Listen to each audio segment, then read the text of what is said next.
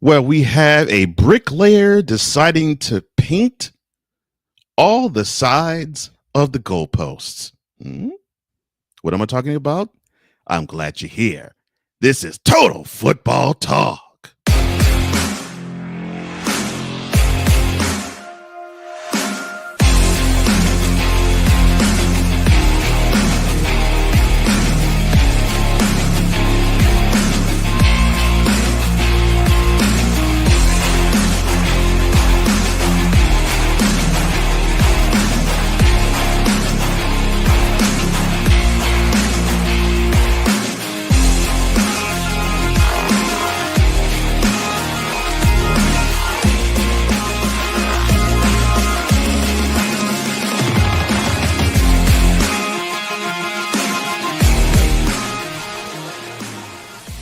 Welcome to Total Football Talk. Hard hitting, grind, news, fun, and action, just the way you like it. I'm one of the hosts of this program, Cole Johnson, aka the Mad Scientist EP Extraordinaire, and the EP of all EPs. And I'm joined, as always, by the other co hosts of this program. You know him as Mr. Commander's Gridiron Report. You know him as Mr. In or Out Sports Debate. You even know him as D. Willie in the Evening. You might not know him with this new nickname, but it's soon to be labeled the White Jackie Robinson of the crew.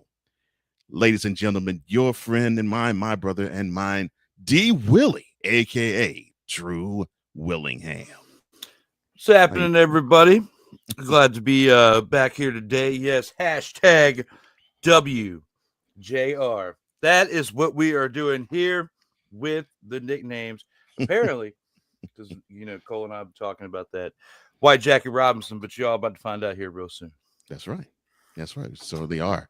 And, we have a huge slate to break down and even review for week 11. But we're going to review week 10 for right now. Opening drive, please. All right, let's go. We got trips, right? At 42, 989. On two. Ready? Great. All right, so for the upcoming week's games, games we're going to review, the following teams did not have a game. They were on a bye, which would be the Browns, the Packers, the Raiders, and the Seahawks. So, yes, Cleveland, Green Bay, Las Vegas, and Seattle, they were sitting home on week 10. But the other 28 teams were not. And, we'll get this out the way. Yes, there was a Monday Night Football game that took place last week. It went overtime. Actually, it's one of the better matches of the year. Unfortunately, the Buccaneers, they forced overtime action against the Chiefs, but they could not unseat the champs. 30-24 was the final score.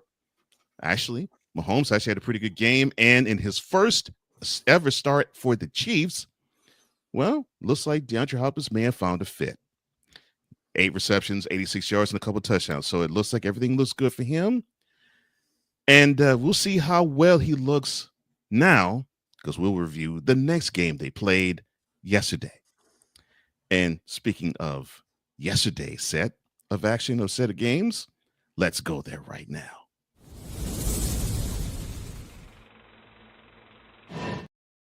All right, so we had this, Lord have mercy. I had a game in Germany. Good Lord. It was between the Panthers and the Giants.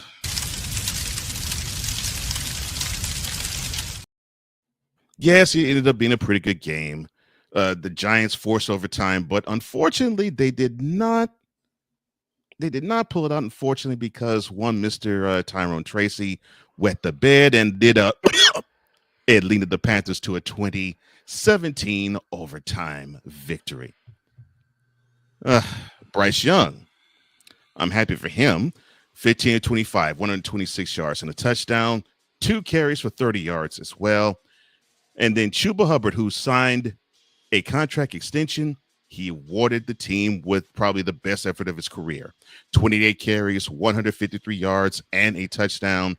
He had 4 receptions of 16 yards, and unfortunately, because he had an injury scare, he did but that 153-yard performance, along with Bryce Young's 30 That aided in the 188-yard rushing attack on the ground for the Panthers.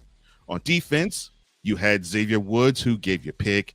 The same thing with Josie Jewell of Daniel Jones, who was 22 of 37, 190 yards along with those two picks. He also carried the ball 7 times for 26 yards. He had a rushing touchdown as well. Now, I mentioned Tyrone Tracy. Along with that, in overtime, he had 18 carries, 103 yards. He did have a touchdown and a reception for a yard. And 103 yards, he paced the effort for the Giants offense on the ground, 167 yards on the ground for them. Your thoughts on the Munich game between these two teams? This game didn't really have much action until the second half. Looking at it for what it is, it was absolutely, one matchup between two of these types of teams right here. Two dumpster Pelican teams is what was facing off in Germany. And it didn't really matter who took it, whether you were playing or whether you were watching it, no matter who you were pulling for, everybody took this.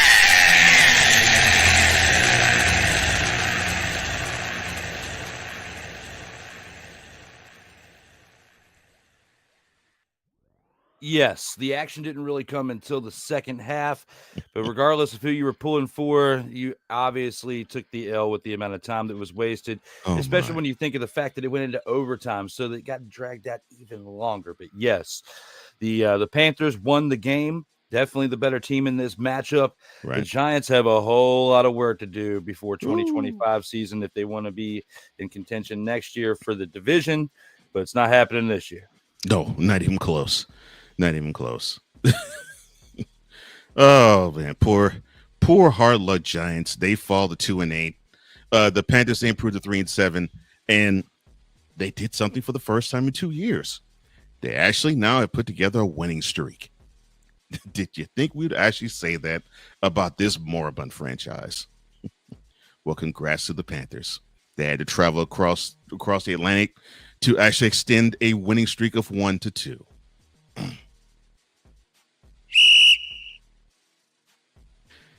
Then there is the Colts hosting the Bills, getting to our Sunday afternoon tilt. How can I describe this game? The Colts really didn't stand a chance. I mean, with the pick six that was returned for a touchdown early in the game, that pretty much was it. The Bills cruised, and I do really mean cruise, to a 30-20 victory over the Colts. Josh Allen didn't have the greatest of games, 22 of 37, 280 yards. He did throw 2 interceptions. He didn't throw a touchdown. He did rush for a touchdown off of 8 carries and 50 yards. James Cook, who's now starting to see the ball more, and I'm happy to see it. 19 carries, 80 yards on a touchdown. He also has a reception for 5 yards. Mac Hollins, he led the way with the receptions, or I should say the yardage on receptions. 4 receptions, 86 yards. The Bills defense, now I did mention 3 interceptions. Tyron Johnson, I think he was the one who had the pick 6. Austin Johnson with a pick and Taylor Rapp with a pick. But the Bills defense, not to be outdone by the secondary, they put Joe Flacco to the turf 4 times. But also not to be outdone, the special teams had some action in. Tyler Bass, 3 type of field goals off of 3 attempts. But then we get to the Colts. Joe Flacco, 26 of 35, 272 yards. He did throw 2 touchdowns. I did touch it about those 3 picks. He also did you got to be more careful holding on to that ball. Jonathan Taylor, 21 carries, 114 yards. Wasted effort, unfortunately. 2 receptions, 8 yards along with it. Alec Pierce, 4 receptions, 81 yards. He had a receiving touchdown. And those 2 picks that I mentioned for the Colts, EJ Speed had 1 and Kenny Moore II has another for the season. Okay, so your thoughts on the Bills going to 8-2 with this 30-20 victory in Indianapolis? This right here was on the backs of the Bills defense, which has obviously been a big part of their success this year. I mean, you can't take away from what Josh Allen's done because, I mean, he went 8 weeks until he threw his first interception. But at the same time, when you put it all in perspective, think about what this defense has been doing. You got Von Miller back, the start of this year, which is something they didn't have last year, who's definitely a big, big part of the leadership for this defense. And when you're taking 3 interceptions away from a former Super Bowl MVP, that you're doing something, and that's what the Bills defense did in this game. They put pressure on the offense of the Colts, not so much the running attack, because the running attack was what kept the Colts in the game. And had they not thrown those 3 interceptions, they would have definitely been in the game a little bit more. But when you think about it for what it is, the Bills defense is going to be the ticket to how far this team can go this year. And as long as they can stay contestant in all the games they're in, sky's the limit. So they can be the ones that can dethrone the current champs if they continue to play to this level. But they have to believe in themselves. They have to continue to fight forward. And from what I saw in this game, it looks like they have a really good chance of doing so. Spot on analysis. I think that's the ticket for the Bills. I'm not as concerned about their offense as I am their defense, because the problem has been in their build-up to being a contender to knock off the Chiefs. Can they get the pressure on the quarterback? And Von Miller is supposed to shore that up. And when he's in there, they seem to do well. When he's not, the Bills seem to lack that pass rushing presence. That analysis is nail on head. Yes, they improved to 8-2. Of course, they will await their wonderful matchup that they have coming up next Sunday. We'll, of course, touch on that in 2-minute drill. Meanwhile, the Colts, they now fall to 4-6. And, well, at least they don't look so bad at quarterback. I'm sorry, Anthony Richardson. All right, here we go. The Broncos upset the whoa. Wait a minute. No. The Broncos were about to upset the Chiefs. Will Lutz lined up for a 35-yard field goal with low time remaining, but it got blocked. And unfortunately, the Chiefs do not fall from the undefeated. They win 16-14 over the Broncos. Patrick Mahomes, decent game. Of course, he threw too much. 28-42, 266 yards, and a touchdown. He also had 3 carries for 19 yards.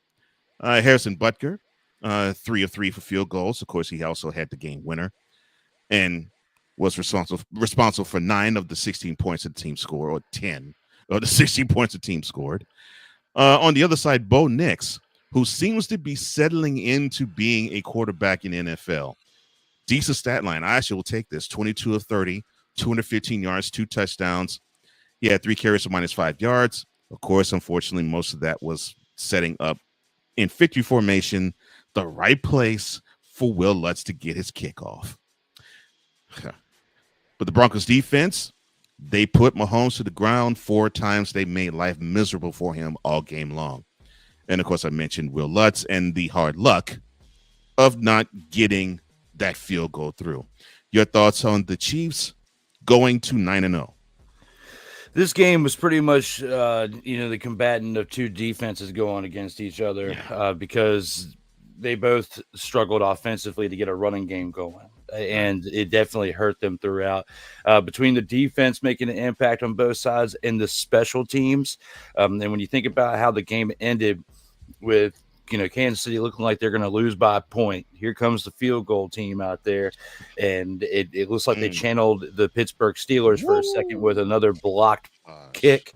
So looking here with what the Chiefs did, it's miraculous when you think about the 15 straight victories dating back to week 16 of last year, 9 straight wins when losing in the second half and coming back and when you're trailing in the second half and coming back. It's absolutely wild to think about what they're doing, and especially with some of the low statistical numbers they've had offensively throughout that stretch. They are not the team that they once were, but defensively they've improved. It's like whichever year you look back on their success over the past half decade, where they're slipping in one area, they've picked it up in the other. And that could be, in this case, special teams, because special teams has had multiple plays that has saved the day throughout this season. So Will this team go undefeated? I still don't think so. Oh, And the longer that they win, the longer this streak continues to go, I believe it'll actually hurt this team in the playoffs. Very similar to when you look at when the Colts went 15-1 or whatever it was several years ago, or when the right. Patriots went undefeated all the way to the Super Bowl in 2007 and then Hmm. lost. You let all your fuel out the tank by the time you even get to the dance. So at Hmm. some point, I feel like they're going to lose a game. I feel like they realize this. They're going to have to and reset at some point because Yeah, these wins are not to the caliber of Kansas City Chiefs football. not But even close. as far as IQ and intellect goes, still top of the charts for Andy Reid and what he's doing to make these Yeah. games work. However, this type of game didn't even rest in the hands of the offense at any point towards the end. This was it was true grit, will, and a little bit Mm. of luck to happen at the end to make sure that you still kept that streak alive. But at some point very soon, this Kansas City Chiefs team is going to lose a game. Oh, there's no question about that. I do not see this team go. This is not going to be the first 17-0 team. I know that when you have a streak like that, luck comes to the play. But you got it. To me, if a team is going to go 17-0 in the regular season, they're going to have to actually not be so glaringly in need of something on one side of the ball. And unfortunately, on offense, they're in glaring need of cohesion. I mean, of course, you have Mahomes that basically keeps all together. Yes, I know there was a Travis Kelce sighting, but he can only contribute but so much. And you got DeAndre Hopkins, who's new. You got Xavier Worthy, who's a rookie, and he's trying to learn his way through. And you have a running game that can be there sometimes, and then is pretty much non-existent at other times. So the Chiefs are relying hard on their defense, and in one of these games, they're going to have a team where they're going to go against them, and the Chiefs may have success defensively against them, but that team is going to execute against them. And we've seen teams that have been able to execute against this Chiefs defense. So if it was the case of, I don't know, like the 2000 Ravens, where they were holding teams to between 10 and 16 points each time, then I'd say they might be able to run the table. No, no. But congratulations to them. They are now 9-0. Now the Broncos, well, although people didn't think they were going to have this record, it's sort of cool that we can actually say they have fallen to 5-5. But who I know this loss is going to sting probably for the rest of the year for them.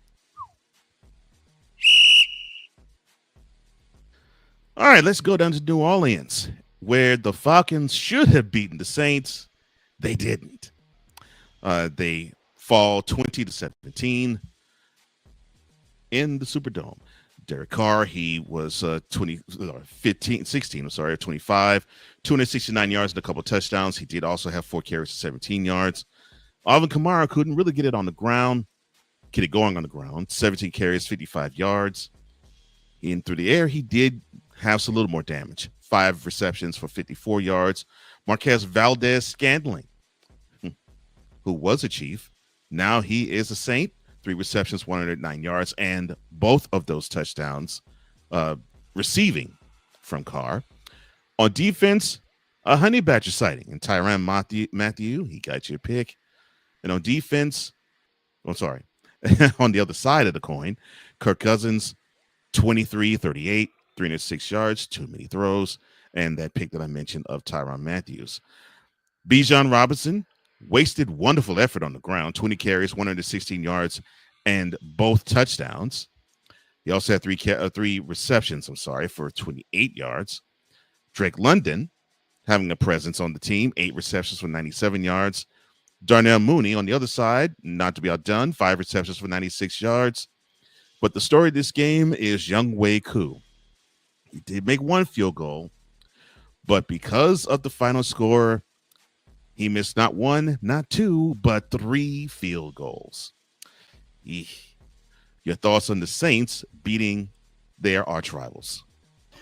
Last week we were roasting Derek Carr for probably coming back a little too soon, but had he not come back and gotten smacked around like he did the previous week, he might not have had enough reps to do what he did in this game because, you have to give credit to Derek Carr for one, not turning the ball over, 16 to 25, 269 yards and 2 touchdowns, nearly 300 yards passing, and he didn't turn the ball over.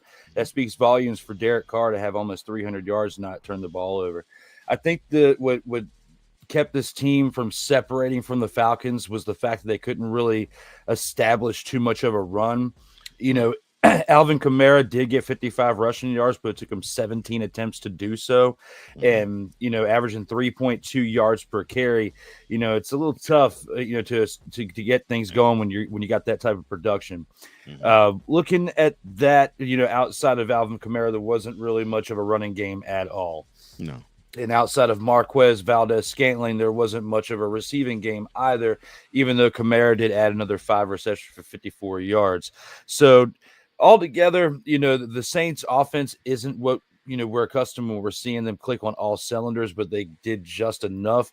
I think this speaks more volumes on how out of sync the Falcons were, turning the ball over, of course, by Kirk Cousins. The fact that, like you said, you had a 100-yard performance by Bijan Robinson, and you completely wasted it. 116 yards on 20 carries with 2 touchdowns is huge. That's the only reason why you were in this game. And then Tyler Algier as well, nearly 60 yards on 11 attempts was absolutely huge.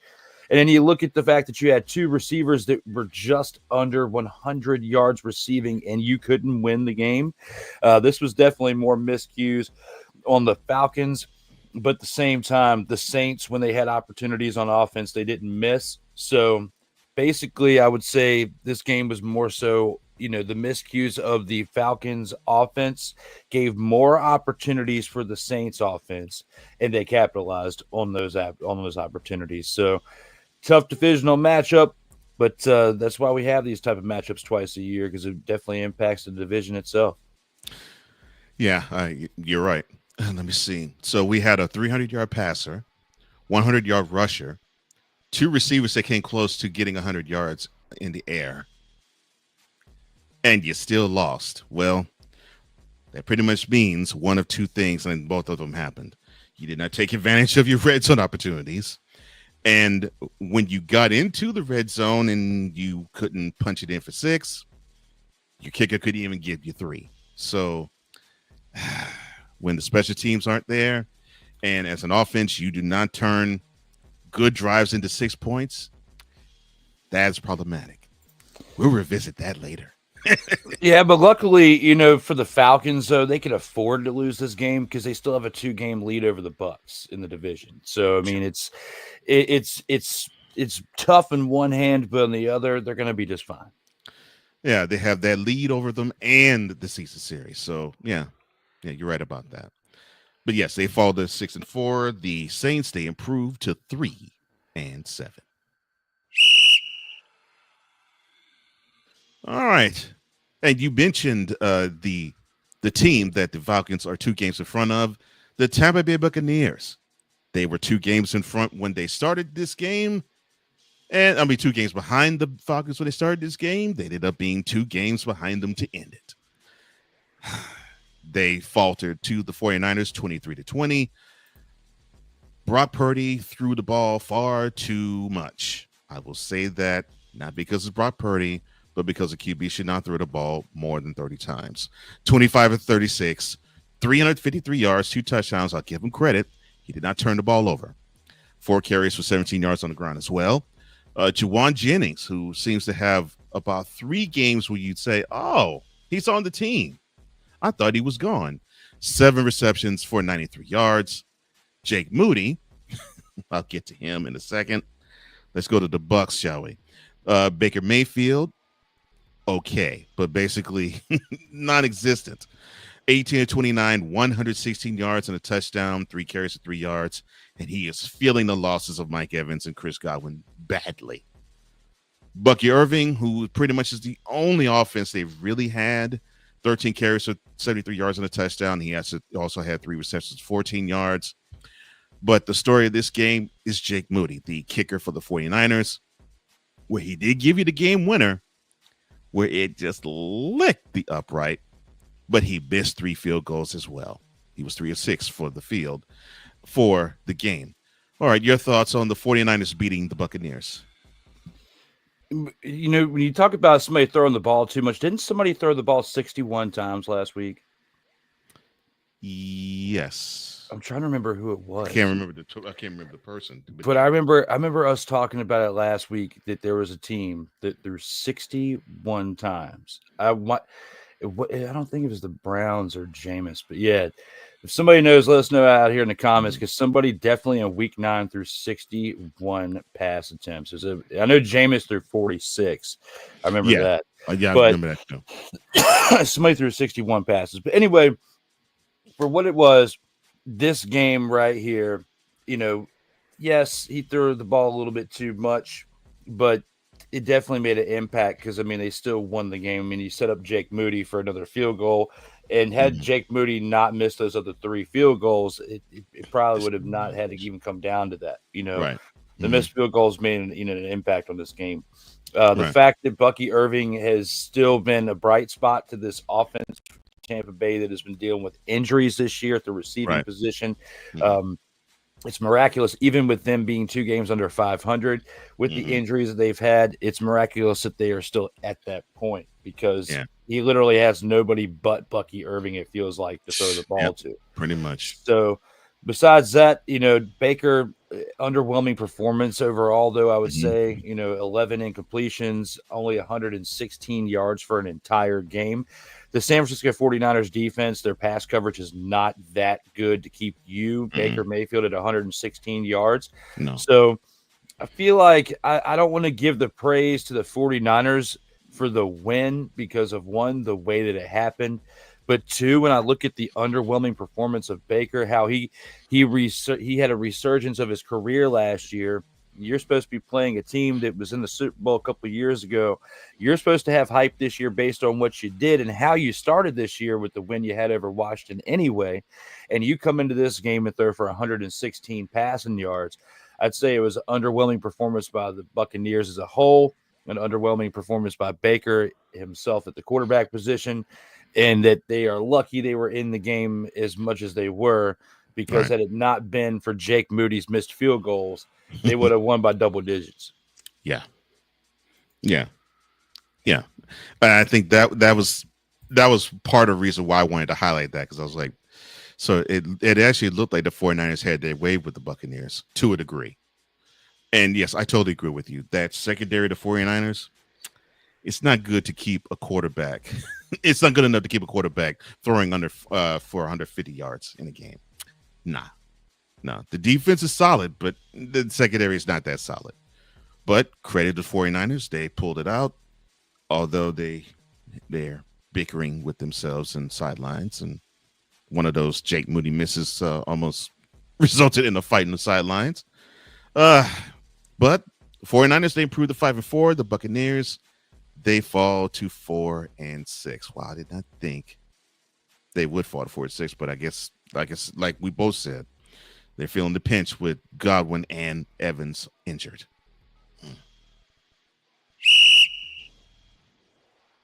Now to an actually good game. And unfortunately, it features your Commanders, sir. They hosted the Pittsburgh Steelers. They had control of this game for the most part until a rainbow of a pass from Russell Wilson, to the newly acquired wide receiver Mike Williams was the difference. 28-27. The Commanders fall to the Steelers by 1 point. Russell Wilson, and look, credit to the Commanders defense. They just kept Wilson running and uncomfortable in that pocket. 14-28, 195 yards. He did throw for 3 touchdowns. He also threw for a pick. He also had 4 carries for 3 yards as well. Jalen Warren, it was good to see him return and actually contribute. 14 carries, 66 yards. He did have a lost fumble, which I think that was due to a whistle that should have been blown and wasn't. But hey, it happens. Also 2 receptions of 29 yards. But that 66 yard performance from him, and also I think it was 251 as well from Najee Harris, that helped out the Steelers offense to pound out 140 yards on the ground. And George Pickens looks like he is definitely loving the Russell Wilson at QB life, as he came close to 100 yards receiving again. Didn't get there, but he had 5 receptions for 91 yards and a wonderful touchdown catch. On defense, the man was Cameron Hayward. 2 tackles for losses, a pass defense, 2 quarterback hits, and 2 sacks. In fact, that was the only 2 sacks that the Steelers amassed. Mr. Hayward. And you have Jayden Daniels, 17 of 34, 202 yards. He also had 3 carries of 5 yards. His receivers did not help him out in this game. That's hard. I just have to put that out there. His receivers did not help him out in this game. But Terry McLaurin, he did his thing. 5 receptions, 113 yards in the air. And Dante Fowler, he really won this game bad. 2 tackles for losses, 2 quarterback hits, and 2 sacks, and he was running all over the field. And you had Jeremy Chin with that pick that I mentioned of Russell Wilson. Well, I gave you my thoughts. I think the receivers did not bail out Daniels because he was throwing that ball in their hands, and I just kept seeing one drop after another. Your thoughts on this spectacular game between the Steelers and the Commanders? This was the battle of the defenses. We were already talking about how the Pittsburgh Steelers defense, top 10 defense in the league, arguably in some weeks top 3, top 5, depending on who they're playing. But this was definitely one of their better performances when you think about the pressure they put on this offense. Mm-hmm. You know, how often have we seen in this great rookie year that Jayden Daniels has had where he's only completing about half of his passes? Like, right. I mean, it's usually 60% or higher, and in a lot of cases higher than that. He's been lights out throughout the season, but we already knew that he was going to be struggling in this game at some point because of the type of defense he was playing. You had Tre'Davious Smith coming over from the he came over from the Lions. Who did Smith come over from for the Steelers just got this past week? The defensive front. He was on the defense. He's on the other side. He's basically filling in for Hutchinson. But you're not thinking about Tre'Davious Smith, are you? Yeah, I said his name wrong. But where did he come from? He came from the Packers. Packers, that's right. Yeah. So, yeah, I butchered his name. My bad, man. But anyway, when it comes to that, I knew his last name was Smith. But, yeah, he made an impact in this game. When you look at what he did at the same time, again, like I can't stress it enough how inconsistent as far as completions Jayden Daniels was. And I'm rocking the People's Elbow Jayden Daniels t-shirt today. But at the same time, he was not on his game fully this past weekend like he had been in previous weekend.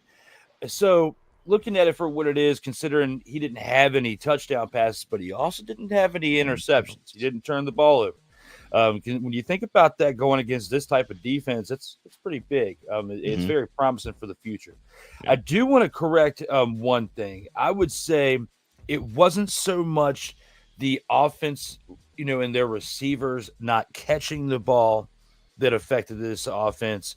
I would say it was the pressure from the secondary of the Steelers defense, which is why it looked like they weren't helping out Jayden Daniels with catching the ball. Also, there was a lot of kind of like not check downs, but it's still early in the morning for me because I work nights. But where you're throwing the ball away, there was a lot of that because of what Jayden Daniels was doing. Oh yeah, there was a few of those, and I expected that. At least 8 of those, 15 incompletions, just straight throwaways. Yeah, at least half of those were straight throwaways. The other half were basically due to tightly contested defense. Marshawn Lattimore also did not play in this game for the Commanders. He was just brought over from trade last week. We didn't get a chance to really touch base on that because that happened the day after our show last week. That's correct. But it happened on election day. But looking at that, he should be back from the hamstring injury soon. That's right. He did. But the Steelers defense, stepped up big. Russell was like you said, was running for his life on offense. But at the same time, had he not thrown that one interception, this game wouldn't have been as close as it was. The Commanders would have still lost by a possession, I believe, whether it was a field goal or a touchdown. They would have added to it to make it a 4-point or an 8-point lead. Either way, I had predicted this to happen last week and had said it when we were here. Yeah. I said the Commanders are close, but they are not quite there yet. They need to make a few more moves before I can keep them in contention with the Steelers. And regardless of what I said last week, they did make a move. They brought in one of the biggest moves you can make, as I've been talking about it all year long. And even into the offseason before the season started, I said, you need to address the secondary because that is where your biggest hole is on defense. And they did that. They did that at the trade deadline, and I was happy. Unfortunately, it couldn't pay dividends this past week because he's not fully healthy yet.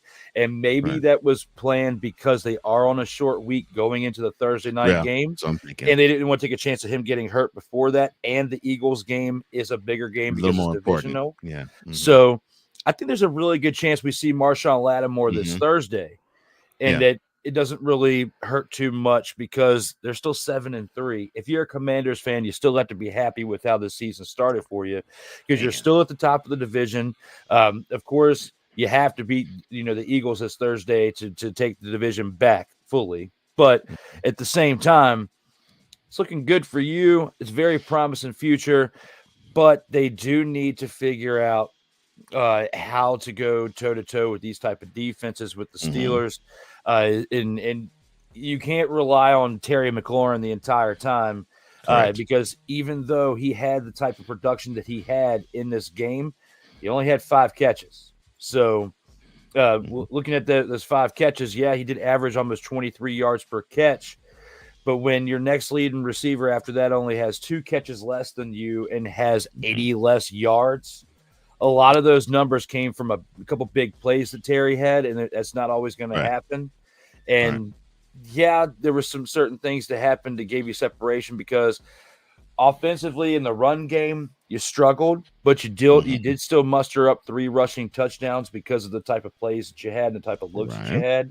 And you also did this without Brian Robinson Jr. So that was also big. That's another big key.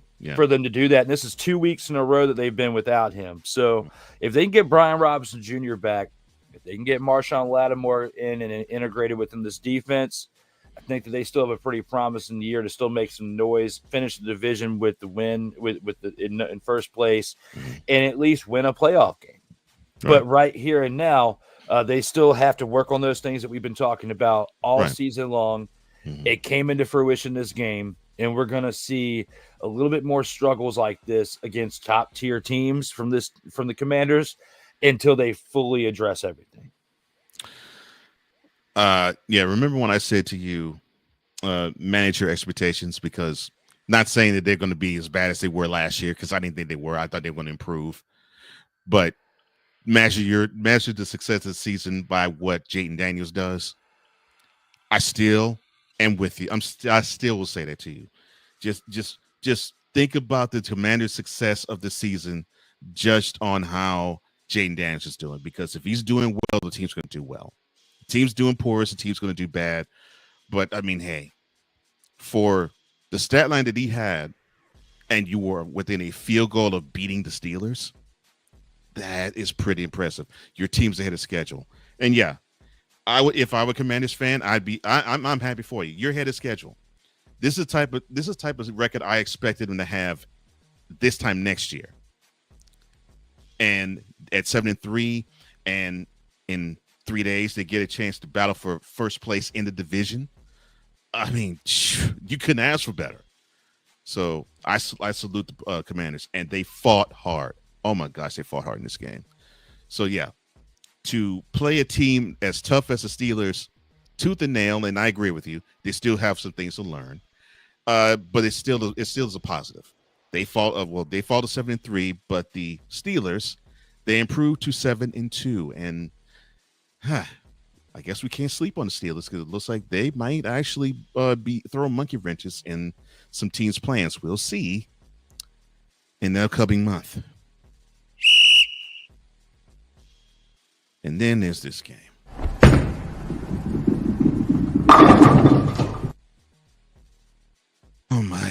gosh, the Jaguars hosting the Vikings. This game, I cannot believe I'm about to say this. This game was worse than the Germany game between the Giants and Panthers. 12-7 was the final score. The game really wasn't that entertaining. The Vikings do pull it out. Sam Darnold, decent, if at all okay stat line.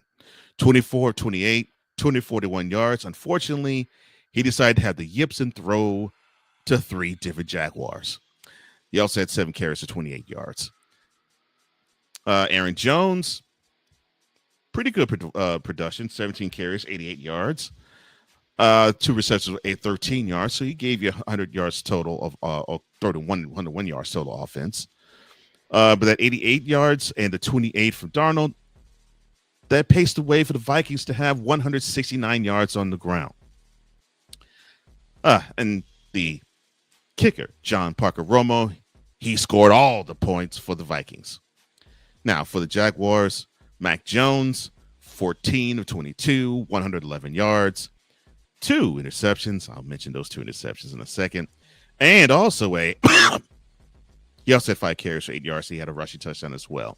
Oh, those 3 interceptions that Darnold threw, one was to Darnell Savage, one was to Foyesade Olukun, and the other was to Monteric Brown.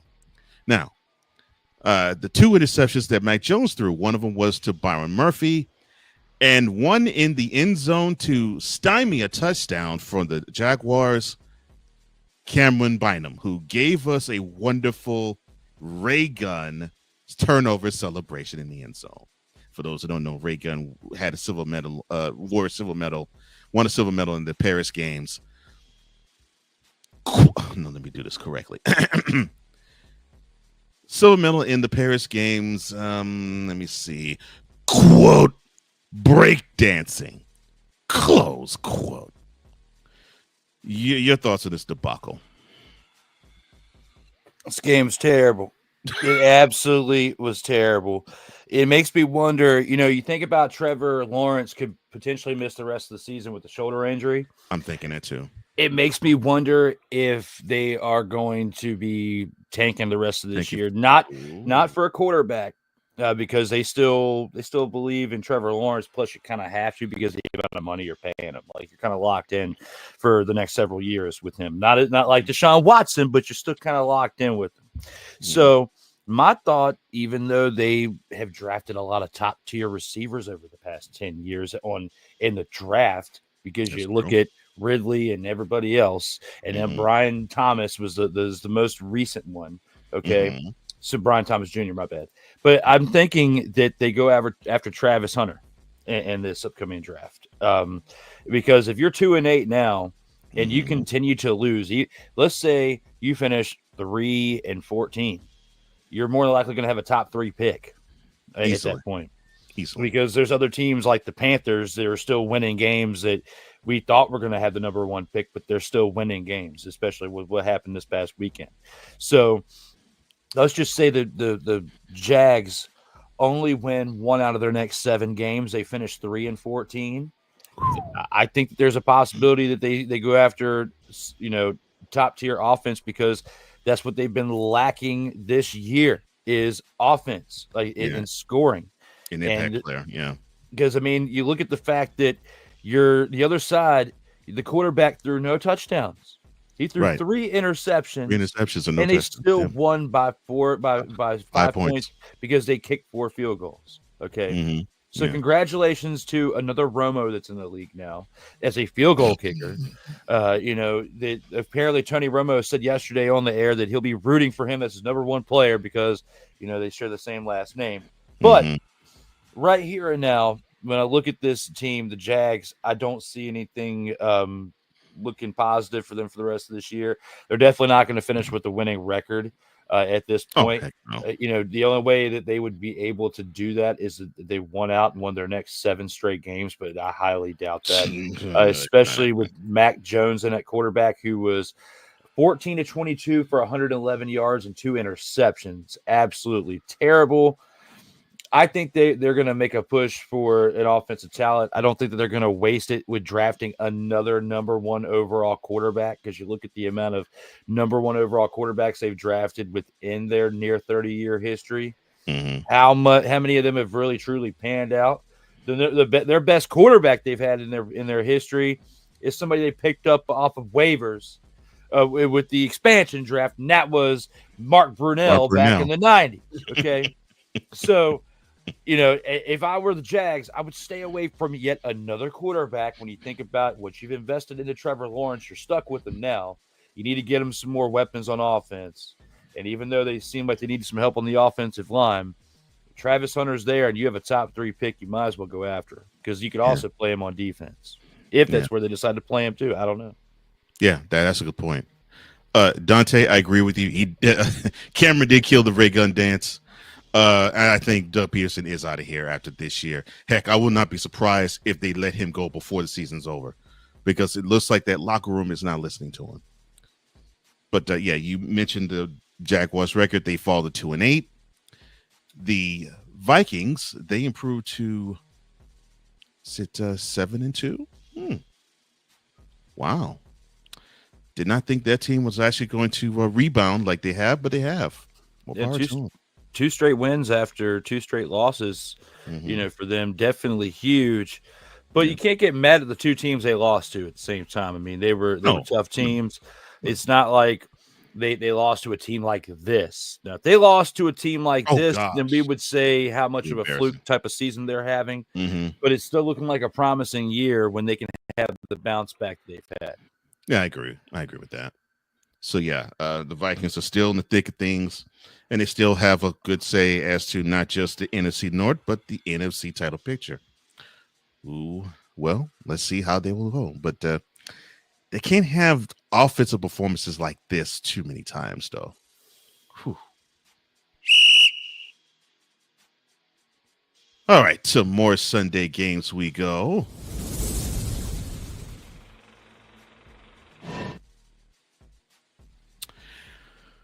The Chargers, and this is just the best of the 3 that was on tap on the afternoon. They hosted the Titans. They beat the Titans 27-17. Justin Herbert, if this isn't game manager stats, I don't know what is. 14 of 18, 164 yards, a touchdown, 9 carries for 32 yards, and a rushing touchdown.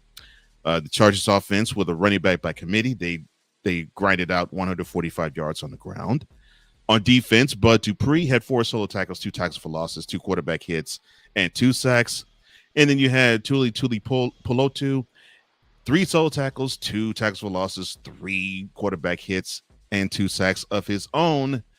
And I did say 4 sacks between those 2. Well, they had 4 of the Chargers' 7 sacks of Will Levis, who I still can't believe what I'm about to say.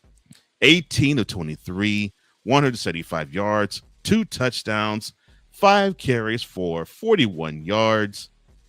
And the fact that it did not say this man turned the ball over is a total surprise, motherfucker. Oh my gosh. The gift that keeps on getting didn't give a gift.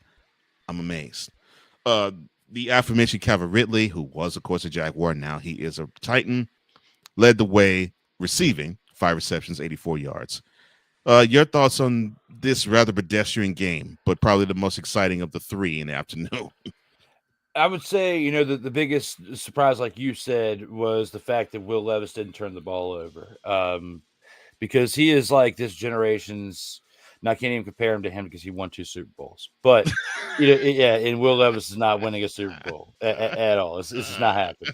But I will say, when it comes to this, the biggest part of his success was what Calvin Ridley did to impact it. Because, he had the 2 scores for him. He, at the same time, had, nearly 100 of those 175 yards for Will Levis in this game with the 84 yards hauled in. Yeah. But, yes, the 2 touchdowns that Will Levis threw were hauled in by Calvin Ridley. Outside of that, there wasn't really much that he had help with in his receiving game. 5 incompletions, not bad for old Levis. But the defense also stepped up in some areas too for the Chargers without even having him turn the ball over, because they kept the pressure on him. And Herbert won this game with only 164 passing yards. I mean, he was smart too in not turning the ball over, but they had a very, very lackluster running game. Both teams actually did in comparison. I mean, there was nothing really that really I didn't really get excited about either one of their running attacks. No. But and Lab McConkey for the Chargers also didn't do huge numbers. But I would say it was time management. It was just the defense of the Chargers too really stepped up. You think about the fact they had 7 sacks on the day. Was it 1, 2, 3? No, they had 8. Oh. They had, no, wait, my bad. I missed one. Yeah, no, it's 7. 7 sacks on the day, and Henley had 10 tackles by himself. So the Chargers really on defense, I feel like that was the biggest impact, because they didn't do anything on offense that really blew you away, but they were smart with the football. The Chargers overall have made a lot more intelligible plays on offense this year that have kept them from losing the game.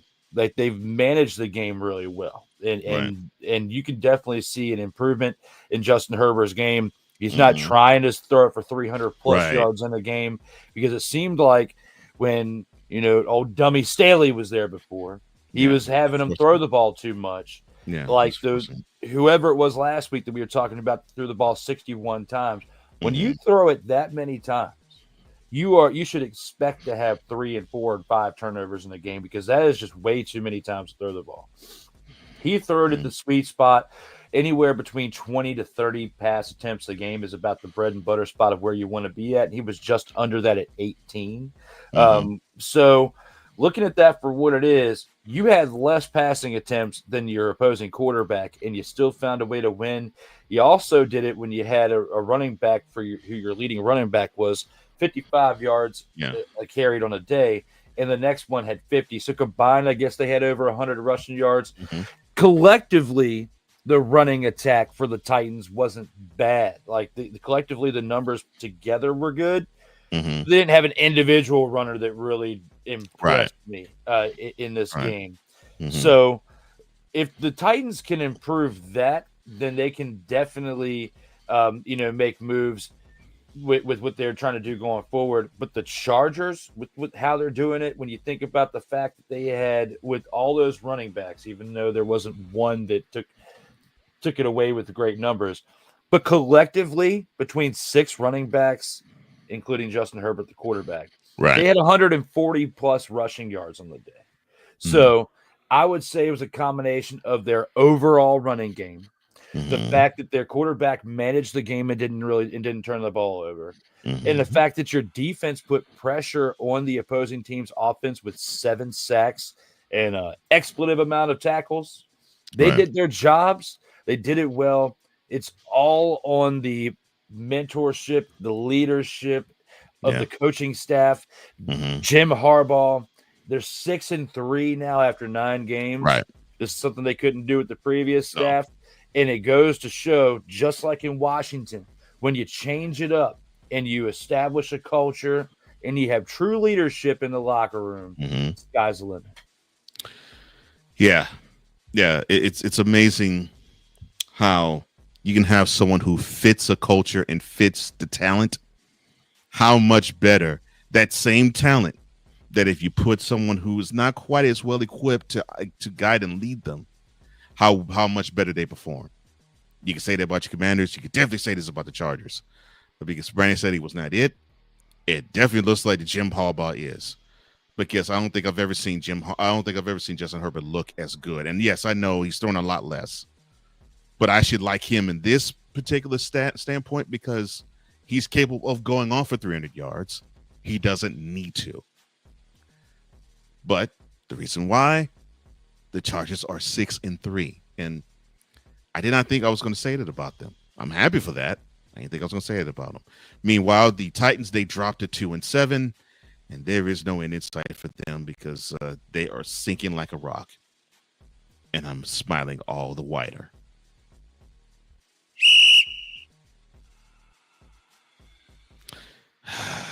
me see.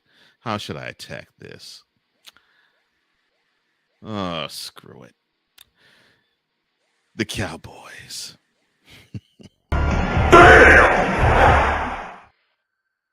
The Cowboys. The Cowboys. We ain't gonna beat. No, I'm not gonna do that yet. The Cowboys. They host the Eagles. I don't know why they even put themselves on the field.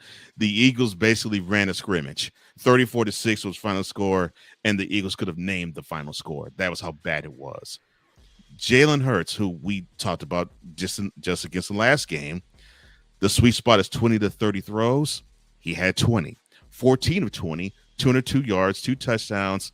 He did make some mistakes because he did throw an interception, and he did do a but he also had 7 carries for 56 yards, and he had a couple of touchdowns on the ground too. So he did some damage in this game. A.J. Brown, 5 receptions for 109 yards on the day. Defensively, C.J. Gardner-Johnson, he gave you a pick. And the Eagles defense with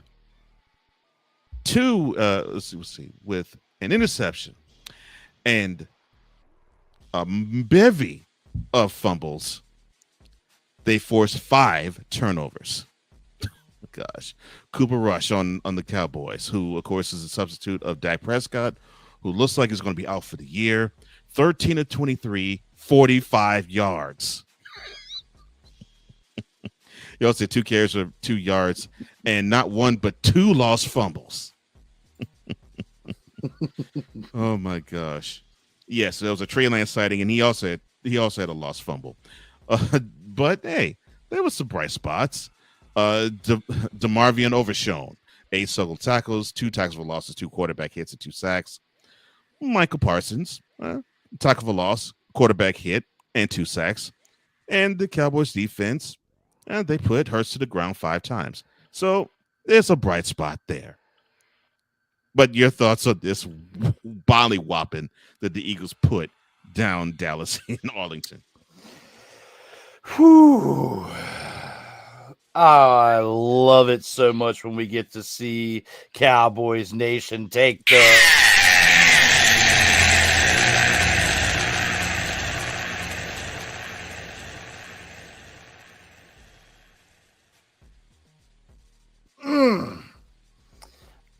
it was so great to watch them take it. But at the same time, beautiful. At the same time, there's only but so much you can watch. I mean, you got to turn the TV off at some point. This game right here, you could not watch it through and through. I mean, there as soon as I got through like the first quarter, first and a half, I was like, I got better things to do. I'll check out the highlights later because it's not worth me sitting around and watching this game. But and there was other good games on too. But and especially when you think about the game we just talked about, the Charger game, because that was probably the better of the ones, like you said, for the 4 o'clock games. But for this team, the one stat line that you didn't mention, I mean, I don't blame you for not mentioning it, but I kind of want you, just because I want to make fun of them just a little bit more. Please do. The Cowboy Nation thought the answer was bringing in Ezekiel Elliott during the offseason. Bringing him back. 6 carries for 22 yards, averaging 3.7 yards per attempt. Absolutely terrible when you think about this. I mean, garbage. Yes, it makes you wonder if there's anybody out there that's still saying this.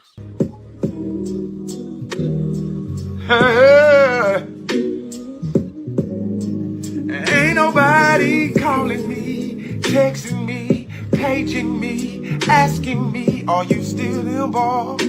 Delete! Delete! Delete! Delete! Delete! Delete!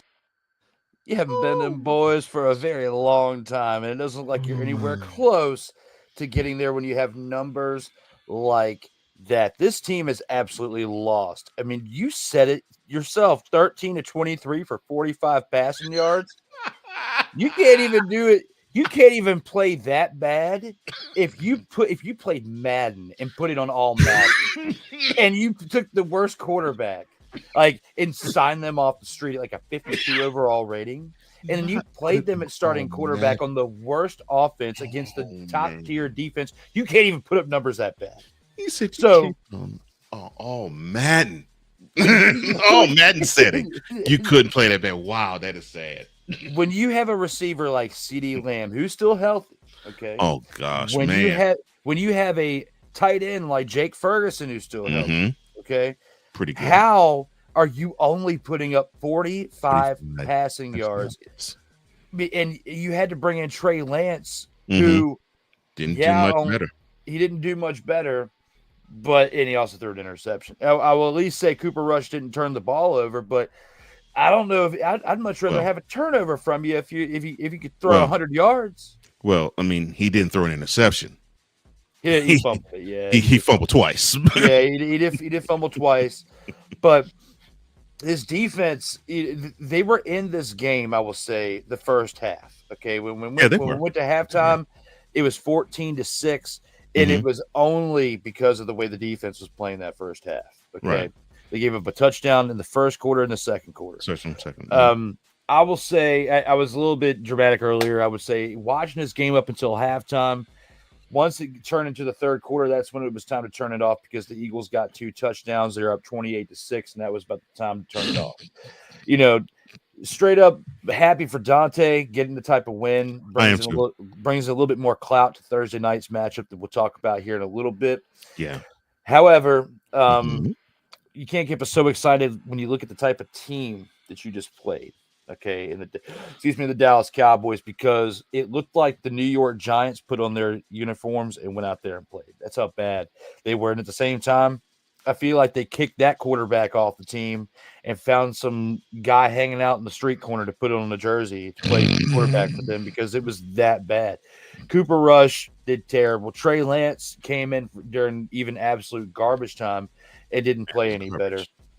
This team is in trouble, not just for this season, but beyond, because there's only but so many moves you can make in the draft this upcoming year and during this offseason because, to my knowledge, and I'll do a little bit more digging, the free agents that are available for signing this year, the type of caliber of free agents, and even if you only get 2 or 3 of them, still top tier of the 2 and 3, you're not going to get anybody that's going to be that much of an impact to turn your team around. You need not only new players, you need a new head coach. You need new ownership. You need to do what the Washington Commanders did. You definitely need a new manager for the Dallas Cowboys. And a new general manager could be the same thing as far as changing the culture because you need somebody making better decisions for your personnel. You need somebody leading your team as far as the coach in a better way. And you need a legitimate running game. You need another piece to help out in the receiver. You need some more people on the offensive line. You need more help you need help everywhere. Okay. Yeah. And this type of win, as much as I want to praise the Eagles for doing what they did and winning by the deficit of what they did, they should have won by more when you think about what they were playing up against. Jalen Hurts still had a turnover. You still had lackluster running out of Saquon in comparison to what he's done this year because 14 carries for 66 yards, not even 5 yards per carry, is lackluster when you think about how he's played against other teams. When you're playing against a team like the Dallas Cowboys, yes, their defense is okay, and that's why they've been close into the games that they have been in. But at the same time, Saquon hates the Cowboys. He usually averages like 100 yards per game against the Cowboys when he was with his former team in the Giants. So this is an underwhelmingly performed game by him. The fact that Jalen Hurts had to run the ball 7 times, it was only 10 yards less than Saquon on the day in carries, and had 2 touchdowns, and Saquon got none. I feel like he dropped the ball a little bit there. And A.J. Brown, he did great on the day with 5 receptions for 109 yards. But your next leading receiver had 27 yards, was Jahan Dotson, the former Commander. They need to definitely improve some things because Devontae Smith only having 14 yards was lackluster. That's inexcusable. Yeah. Dallas Goedert only having 25 yards is lackluster. Jahan Dotson, that's about the type of numbers he would have with Washington. He'd have a catch or 2 for 20 or 30 yards, so I'm not even mad at that. And A.J. Brown did good, but they need to be able to balance it out a little bit more. especially with you being 7-2 Mhm. and wanting to make a playoff run, and you still have to get past a pretty tough Commanders team that hung tough with the Mm. Steelers yesterday. So Yeah, they played them twice. Yeah. there's a little bit more improvement I need to see out of this Eagles offense if they want to be competitive in this NFC East division to take it. Saquon needs to remain consistent. I like the amount of carries he got. I don't like the average per carry. I don't like the total numbers for him, especially when Jalen Hurts was 10 yards behind him. And I think they need to get their receivers going a little bit. But their defense was absolutely great The on this defense day. turned around the form. Yeah. Yes, they were the ones that were the top. They were the top performers of the day. Mhm.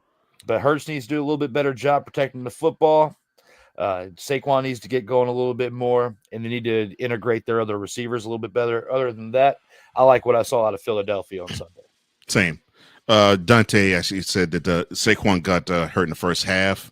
So I got being backwards. He said he's good. Didn't really need him, which I agree. The Eagles were starting to roll in the third quarter. You really didn't need him. So I missed that. I dropped the ball on that one. So I sort of had the feeling that was like, okay, I think this is more along the lines of the coach is calling off the dog, so to speak. But yeah, I understand that. And and Dante actually agrees with you about the Cowboys. It's like, yeah, they suck. And basically, it was they won a game based on the Eagles having the talent and the Cowboys not having as much. And he said, yeah, Hurts looked good, but when you just have so much talent and much more than the other team, how are you supposed to perform? So he agrees with you. It's like, yeah, it's a win, but it's the Cowboys, and they're not really all that talented right now. The only talent I can't really go woo about it. That's the feeling I'm getting from Dante. I'm sorry. The only talent they had was on defense, because on offense they had straight bums. They don't have any. They had, except for CeeDee Lamb. I felt bad for CeeDee. Yeah, I do too. I felt bad for him because he deserves better. The type of talent he brings. Yeah, because there's nobody around him. There was 10 bums and one talent. Oh my gosh. So yeah, yeah. So Cowboys fan, we ain't gonna be hearing this from you probably for the rest of the year. This has been yet another beating a dead horse presentation. Because your team now is 3-6, and your GM/owner is hot, as he should be, because he's messed the team up. Meanwhile, the Eagles, they now improved to 7-2, and they are now going back home to face off against the Commanders for first place in the NFC East. And it's not involving the Cowboys. Thank the good Lord.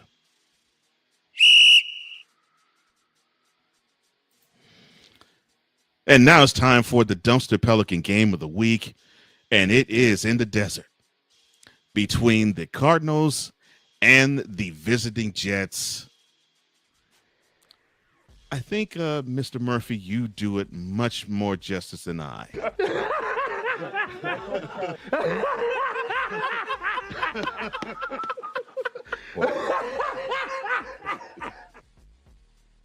34-6, and the Cardinals were sleepwalking through this game. Kyler Murray, 22 of 24, 266 yards and a touchdown. He also had 3 carries for 21 yards and 2 rushing touchdowns. Frame that, because that's exactly the stat line you would want to see from Kyler Murray. Trey Benson, 10 carries for 62 yards. He also had 2 receptions for 25 yards. James Conner, 12 carries for 33 yards and a touchdown. He also had 5 receptions for 80. The rushing attack for the Cardinals varied as it was. They gave you 147 yards on the ground. Meanwhile, the Jets. Aaron Rodgers, 22 of 35, 151 yards. Oh, no, by the way, but not to be outdone, all the points were scored by Mr. Spencer Schrader, 2 field goals. Your thoughts on this hot garbage of a matchup? This game was so bad. It really, really was. And, as far as the Jets go for the rest of this year, Ain't nobody care. Who cares? Ain't nobody care. Because for the rest of this year and for the entirety of the 2024 season, this team has been entirely.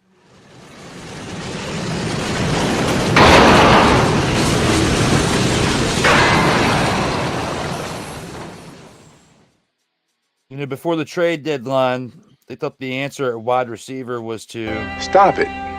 Get some help.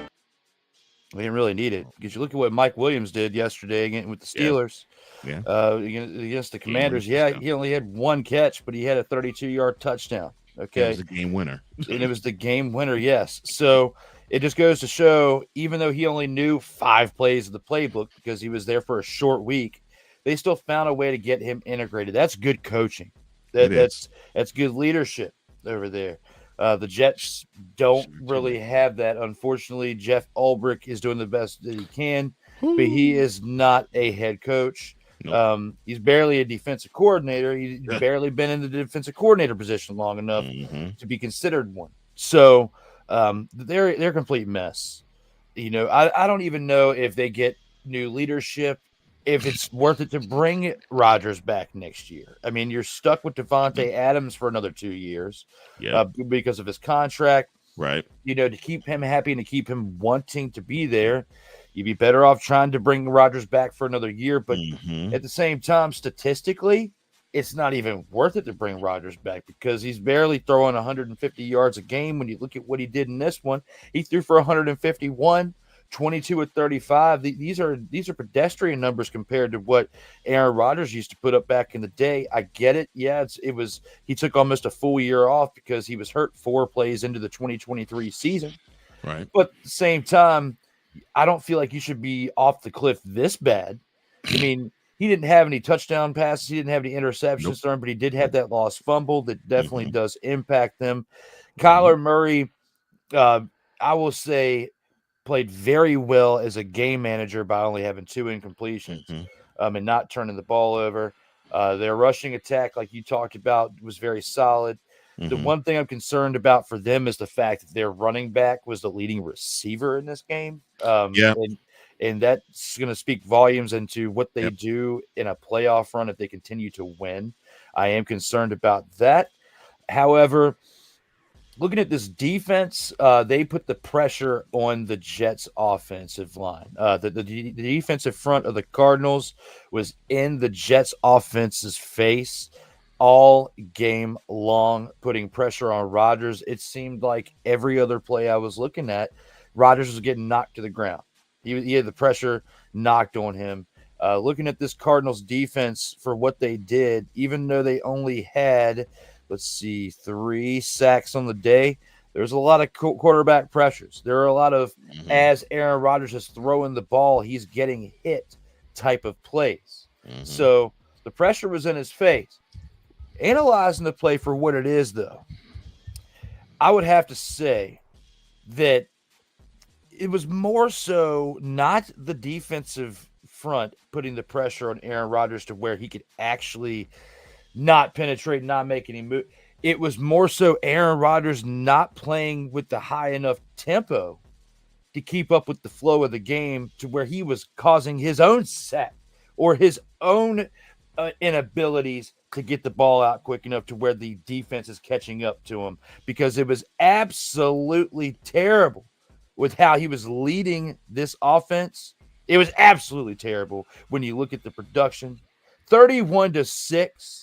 You have to bring in Devontae Adams to make things right with the offense. You have to trade away Mike Williams to a contender and the Steelers to make things right. Yet you lose.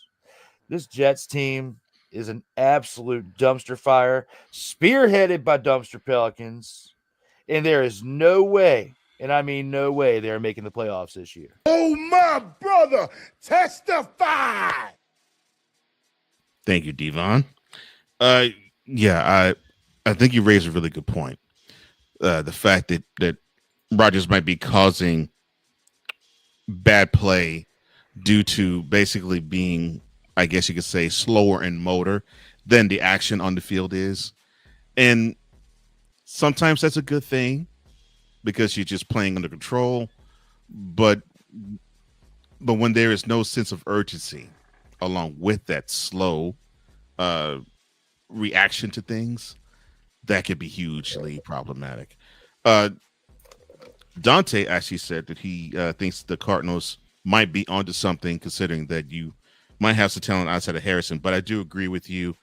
I want to see Murray go to his wide receivers just a little bit more than he does, because he seems to like to go to his running backs a little too much in the passing game.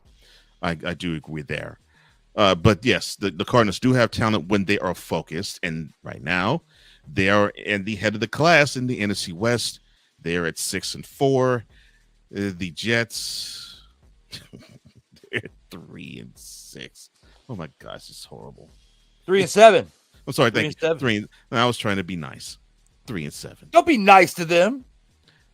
Well, I'm sorry. I was being nice to the rest of the Jets. Now to I felt like I need to click this button. That was a lie. Now, if I said Not about being nice to them. Now, if I was saying that about the Titans, that button would be definite. Because I wanted to be 0-17, but I know that won't happen. But yes, thank you, sir. The Jets they dropped to 3-7.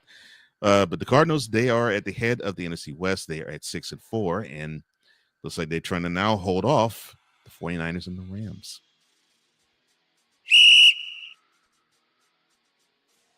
All right. Sunday night action saw the Detroit Lions going down to H-Town to visit Houston and to play the Texans, and looked like the Texans wanted to look like candy apple red cars as painted in Houston. My bad. Really, this was a good game, and this went just about the way I thought it was going to go. The Texans had a 23-7 lead at half, and the Texans didn't score another point. The Lions, they raced out to a 19-0 second half to beat the Texans 26-23. Jared Goff, easily the worst game of the year for him. 15 of 30, 240 yards, 2 touchdowns. I'll get to what really makes it bad for him a little later. 1 carry for 2 yards.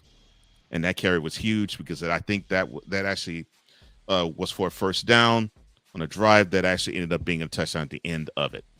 Jahmyr Gibbs, who the Texans somewhat did not have an answer for, 19 carries, 71 yards, 2 receptions for 37. Carlton Davis III, to me, he's one of the MVPs of this game. 2 third-quarter INTs. The second one was, I think, the bigger of the 2. The Lions defense, they just simply made life difficult for Stroud all game long, put him to the turf 4 times.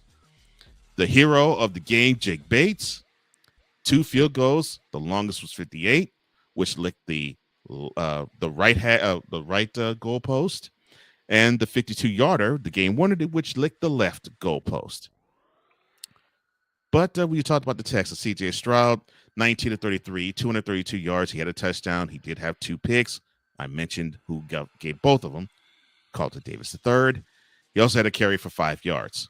Now, Jared Goff, 13 of mentioned the 15 and 30, mentioned 240 yards. He did throw for 2 touchdowns. He had 5 interceptions. Jimmy Ward, Henry To'oTo'o, Kalen Bullock, each with a pick, and Kamari Lassiter with 2. And then you had Keami Fairbairn, 3 or 4 for field goals. He had his long for 56. Unfortunately, the one that he missed was shanked like a slice shot off a tee from 58. Your thoughts on that? Really was an entertaining game between the Texans and the Lions. So, I'm conflicted. I'm conflicted a little bit. I'm happy for my man Hawk for getting this type of win, this gritty type of win for his team. Feel bad for you and your Texans because, this is your Texans team. But at the same time, there's fans out there today that are convinced that this game was rigged. And I will say this, rigged? Yes. when you look at the way with 2 minutes remaining in the game, the Texans were on the verge of taking the lead on a 3rd and 4th. For a third and fourth at the Lions' 40-yard line. It was C.J. Stroud's attempted pass to Xavier Hutchinson fell incomplete. Fairbairn then missed a field goal, a 58-yard field goal attempt to keep the score at 23-23 before Detroit took advantage at the short field, set up a Jake Bates game-winning field goal. Hutchinson was unable to catch the pass from Stroud on the 3rd and 4th after being bundled over by Lions cornerback Terrion Arnold, only for the pass interference to go unpunished. So when you look at that, when you look at it for the no call, if you go around social media, especially on X, people are going around saying it was the most clear pass interference of the season. But when you look at it for what it is, I need to say this in response to these the noise that's going around on social media right now. Usually when you get inside 2 minutes, you get to the very pivotal points of the game, you're going to see either one of two things from the refs. Either A, they're going to let the two teams play it out unless it's a very obvious call that they have to make. Right. Or B, they're going to overly call on penalties. It's either one or the other. There is no good balance. It's been like this since the beginning of time with the referees in NFL for football or umpires for baseball, you name it. There is never a clear guideline of fair and unfair, or it's just either or. Okay. And in this case, they let them play. And it's like politics, right? You got one side or the other. One side wins, the other side's not happy, and vice versa. And this is exactly how it goes. If the refs don't call the calls, you get upset. If they call them and they go your way, you're happy. If it's vice versa for the other team, it's the same thing. So, looking at it for what it is, my message to those people out there that are whining and crying today about the PI call, you just can't do that. You gotta let it play out. I'm glad they let it play out because even though you can look back at the tape and say, yeah, I guess it can be considered a pass interference, you got to appreciate the game of football a little bit more when you're letting them play it out. Right. I will say that this game speaks volumes as to what you've been saying all year. And I said this to you last night. I said, this game speaks volumes into what you've been preaching all year as to where they're still a good team in the Texans, but they still have a ways to go. They still need to grow a little bit more, especially on defense and also on offense, because C.J. Stroud, there were certain opportunities that he had in this game to really pull it away, and he couldn't quite do it. He didn't have he didn't quite have what it took to get it done because, he had 14 incompletions. He only had a touchdown and 2 interceptions, 232 passing yards. It's a little pedestrian for him, and usually he does a little bit more than one carry for 5 yards. Joe Mixon himself was another underwhelmingly performed player in this game. Yeah. He had 25 carries, but he only put up 46 yards, averaging 1.8 yards per carry. That's pedestrian considering what Joe Mixon has been doing this year since he came over from Cincinnati. So your lack of running game was what hurt you, but I think a lot of that had to do with the pressure that the Lions defense was putting on you because they have been really good at stopping the run this year. That's been one of their really, really big strong suits. Their ability to stop the run and the play management, the game management by Jared Goff has been on point up until this game. This is the first game that he really fell off. There's not many games where a quarterback can throw more than 2 interceptions and still win the game. This guy threw 5. Okay. There's certain cases. There was one earlier we talked about where a quarterback had 3 interceptions and was close. But at the same time, you throw 5 interceptions, we usually see like a 4+ score point differential. Right. All right. This was definitely not expected for them to even be as close as they were. And I was talking to you about this when it was 23-13. All right. And when we were texting back and forth about this game, I said, it speaks volumes about what you are saying, Cole Johnson, this season, when the team is still only down by 10 points and they came back to score another 13 points after that. And the Houston Texans didn't score an expletive point in the entire second half. The way. So I would say that the pressure from the defense on Houston from the Detroit's the pressure on the offense of Houston by Detroit's defense was huge. It was. But the mismanagement of the offense by CJ Stroud is what bit them in the rear end during the second half, because they should have scored. They should have scored at least a field goal. And had they scored a field goal, they would have won the expletive game, because it came down to a final play of a go-ahead field goal. That had you at least scored a field goal in the second half, you would have gone to overtime. Yeah, at worst overtime. Right. I rest my case. Oh, I don't disagree with one single syllable you said. The reason why I'm not hot about that 3rd and 4, the play before the Kaimi Fairbairn slice shot from 58 yards, is because that was a thought I had. I was like, yeah, that could be pass interference, but the ref swallowed the whistle. There was a play earlier in the quarter where it could have been considered roughing the passer, because it was a golf through, and I forgot who it was. I think it was Danielle Hunter. He launched and hit, and his helmet hit the side of Goff's helmet, but the refs didn't call it. So I was like, okay. Normally, and the way I look at it, when I see a no call on one side, the refs, to make it fair, normally they will no call a big play on another, and that was, to me, the big play they no called. So I was like, okay. So that's why I wasn't tripping. I'm like, yeah. Was it pass interference? Yeah, but they let a roughing the passer penalty go off the Texans, so they were going to let that PI go. Okay, fine, cool.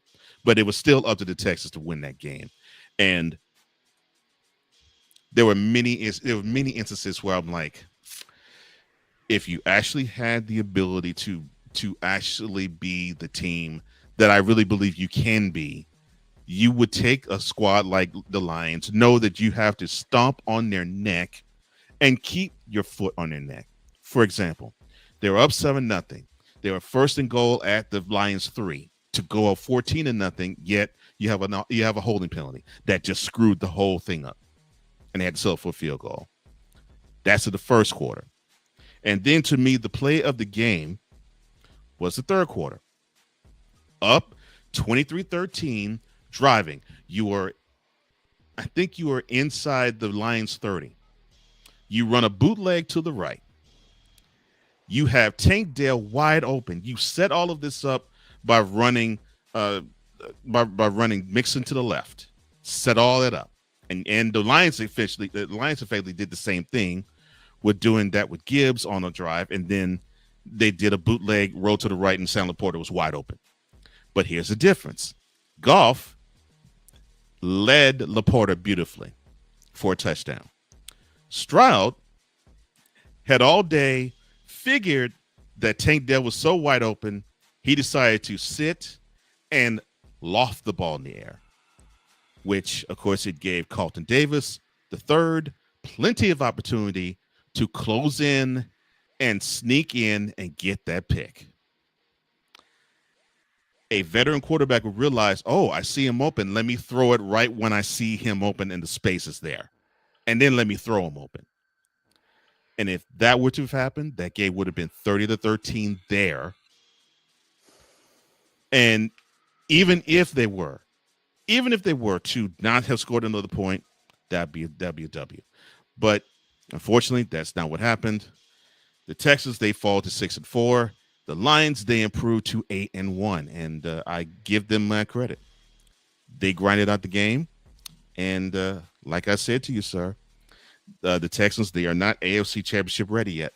They still have some lessons to learn, and we got a chance to see it Sunday night. Oh, well, but that's what happens, so hopefully this will sting a long time for them, because it needs to. It needs to sting. Now for the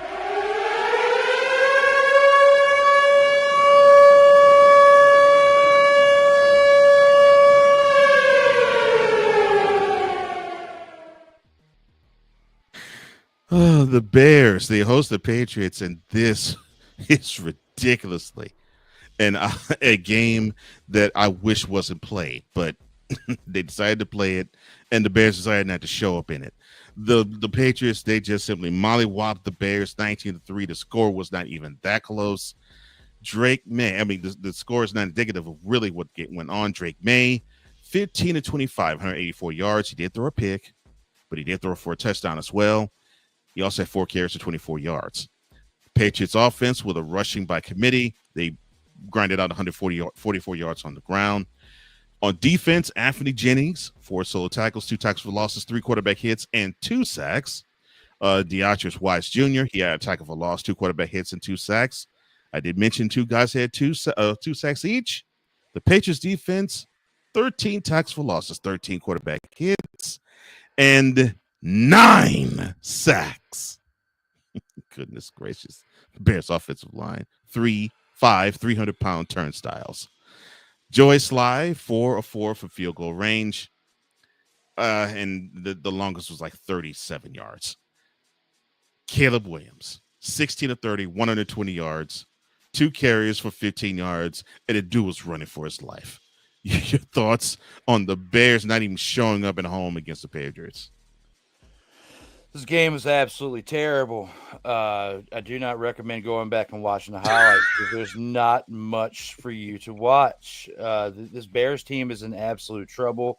They thought that just getting Caleb Williams was going to be the answer to their problems, especially with how things started the first month of the season for them. Just goes to show the type of talent they were playing for one, but also the other teams hadn't quite fully warmed up yet. And they have a lot of work to do this offseason if they want to actually be a serious team next year. Same thing for the Patriots. This was definitely probably, this was, in contention for Dumpster Pelican Bowl of the week when we were talking about other games like the Cardinals and the Jets. But considering that the Bears lost the way that they did, when they lost to the Commanders in Washington a couple weeks ago, that took all the wind out of their sails, and they haven't fully recovered yet. And especially when you lose to a team like the Patriots in this fashion, it just goes to prove how true that is. I don't want to talk about the Bears anymore. I don't either, except for the fact that they dropped to 4-5. Meanwhile, the Patriots, they improved to 3-7. This game was absolutely horrible. Goodness gracious. Now we get to Thursday's game.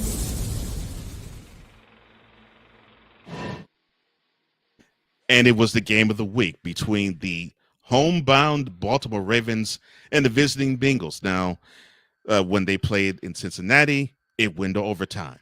And the Ravens won 41-38. This one went down to the wire, but it didn't go to overtime. The Ravens, they eked out a 35-34 victory over the Bengals. Lamar Jackson, stellar. 25 of 33, 290 yards, 4 touchdowns, also 7 carries for 33 yards. Tylan Wallace, he led the way with 3 receptions and 115 yards with a receiving touchdown. Defensively, you had Nnamdi Madibuke. Now, he had 2 tackles for losses, 3 quarterback hits, and all three of the Ravens sacks of Joe Burrow. And you mentioned 61. Burrow, he threw 56 in this game. 34 of 56, 428 yards, 4 touchdowns. He also had 2 carries for 6 yards. Jamar Chase, 11 receptions, 264 yards, 3 touchdowns. He did have a lost fumble, though.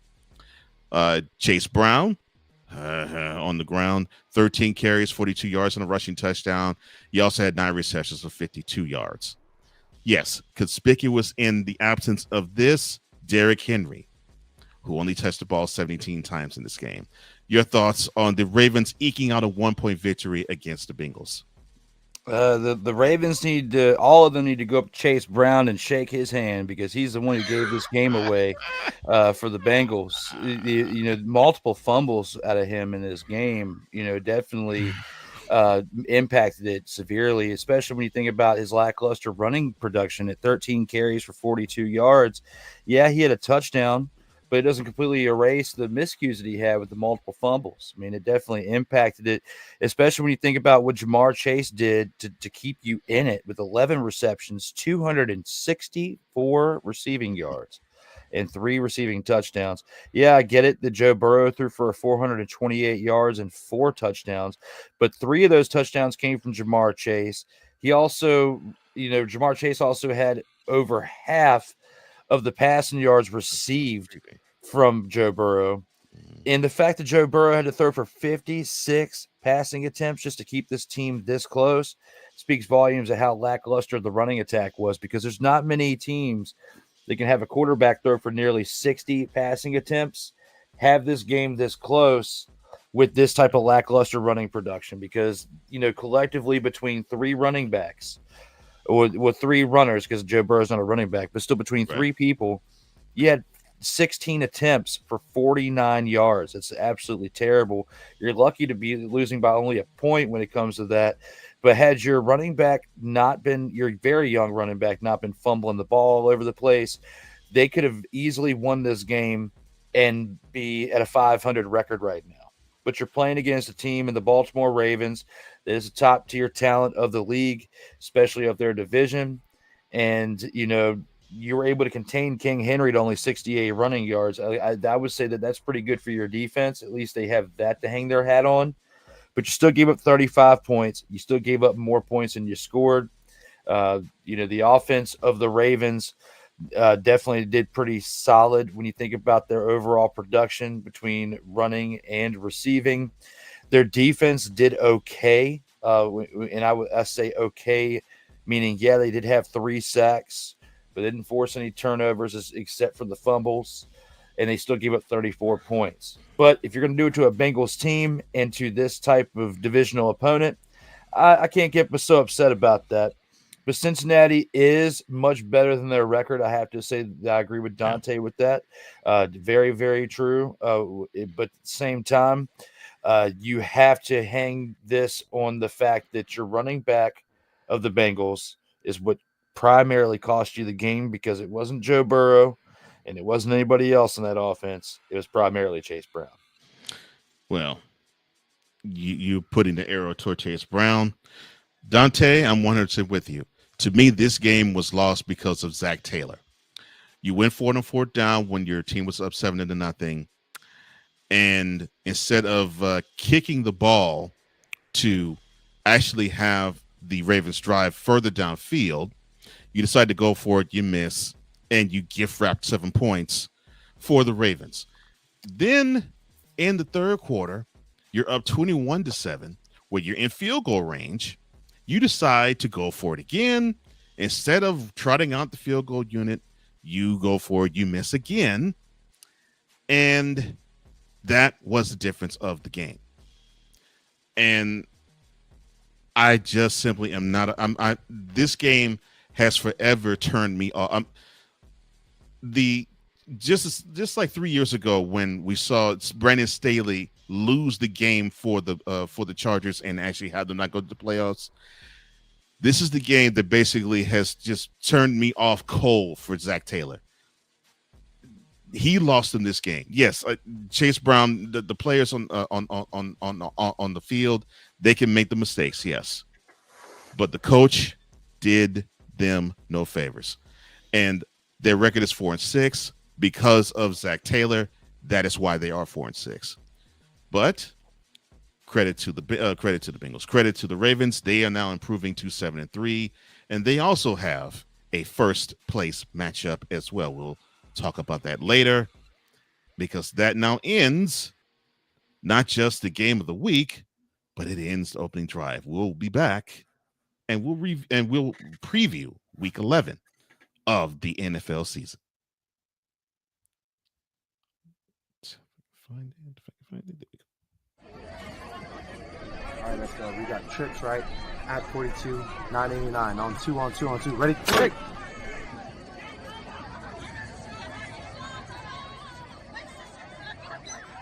We're just getting started. Total Football Talk will return right after this. Whether it's news, the largest egg producer finds bird flu in chickens at a Texas plant, weather, devastating tornadoes rip through the heart of the United States, inspiration, a breast cancer survivor completed the journey of chemotherapy, and now begins a future one of matrimony, or sports. Michael Jordan is shown on a photo with Diddy. LeBron James has a video extolling the virtues of a Diddy party. This has been yet another beating a dead horse presentation. We got you covered. BS3 Network, in association with Comey Media Incorporated, proudly present The Morning Shift with Cole Johnson. Live every weekday at 8 a.m. Eastern, 7 a.m. Central.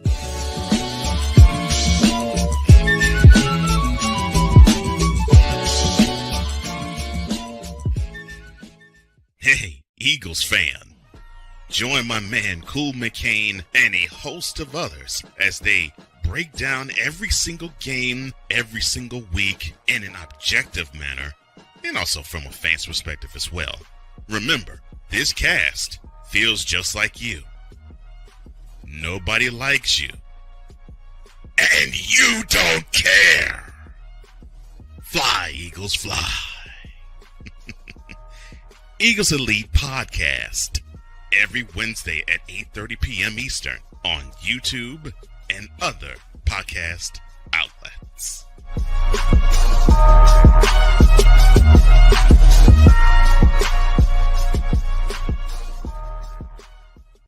Everything Boston. I love you, you morons. New Kids on the Block, New Edition. Dear whatever the law firm is. Sincerely, the U.S. Supreme Court. Ben Affleck, Matt Damon. Go yourself again, Jason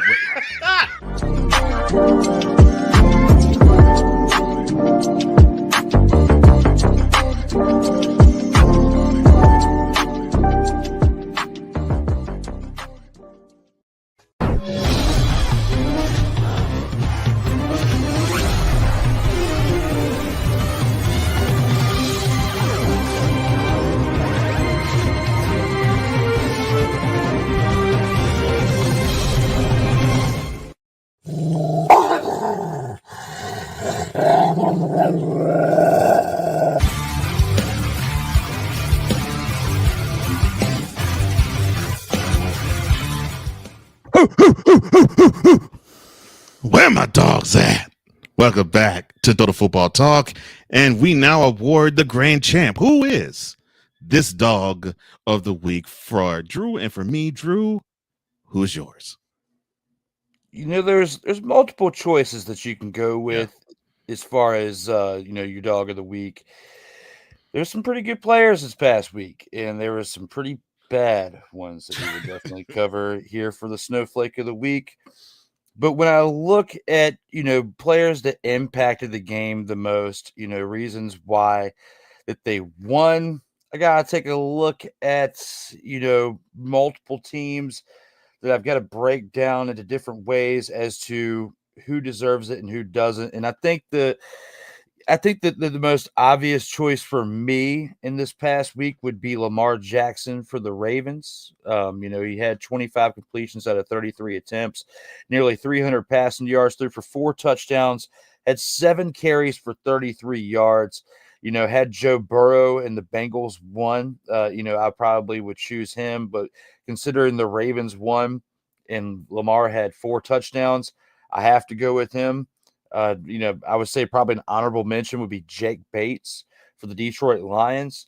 I want to go with him, but I feel like, he had a couple of small flashes in the pan to have his moments in that game with the Lions. Yeah, he had a 58-yard field goal. That was his long, a 52-yard field goal, which was the game winner. And based on our coverage for the UFL this year, I wanted to give it to Jake Bates. But for this particular week in this particular game, I got to give it to Lamar Jackson.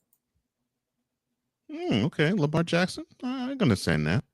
Not a bad choice, actually. Not a bad choice at all. Let me see. Let me rummage through here. Yeah, I could give it to the Patriots off defense. I mean, you sack a guy 9 times. That speaks volumes.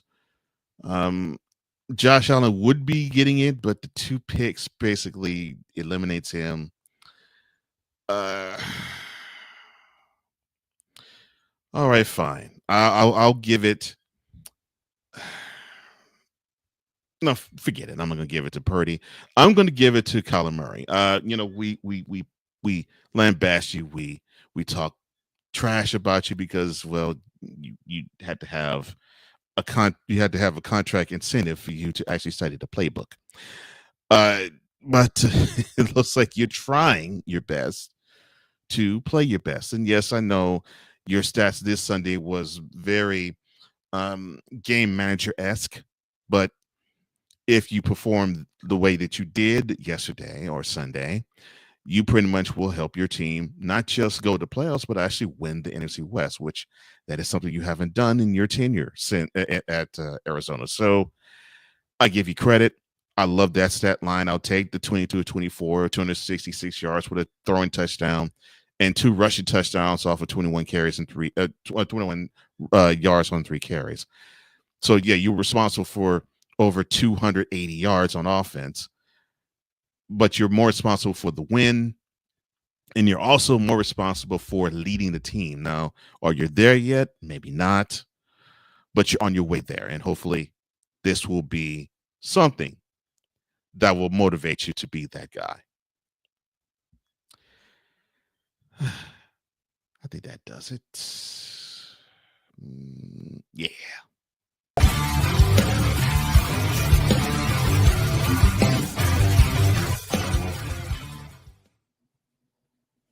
Total football talk.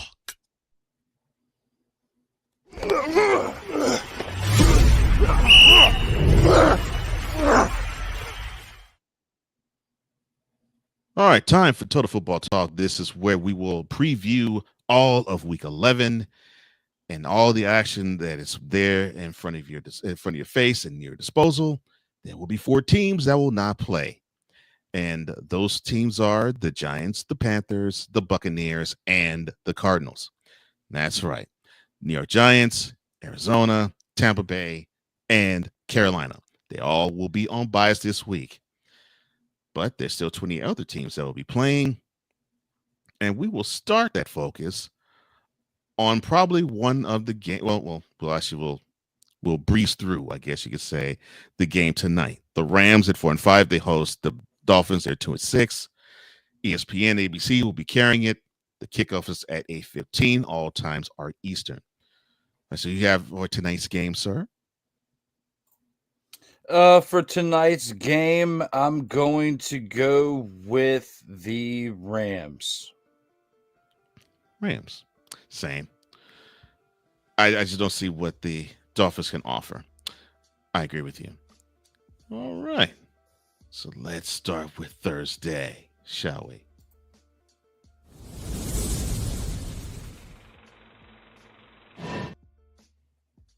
And this I know is near and dear to your and Dante's heart. The NFC East lead will be on the line. The Eagles at 7-2. They will be hosting the Commanders at 7-3. Prime Video will be having this on tap. 8:15 will be the opening kickoff. Who do you have in this game and why? If this is a regular week, if this was on a Sunday, the Commanders would win this game based on how they've been playing against the type of opponents they've been playing. They've only lost the Buccaneers, the Ravens, and now the Steelers this season. Yes, they've won the majority of their games against teams with subpar records, but they have proven themselves. The Eagles have at certain points too, but they also have had some miscues against some decent teams as well.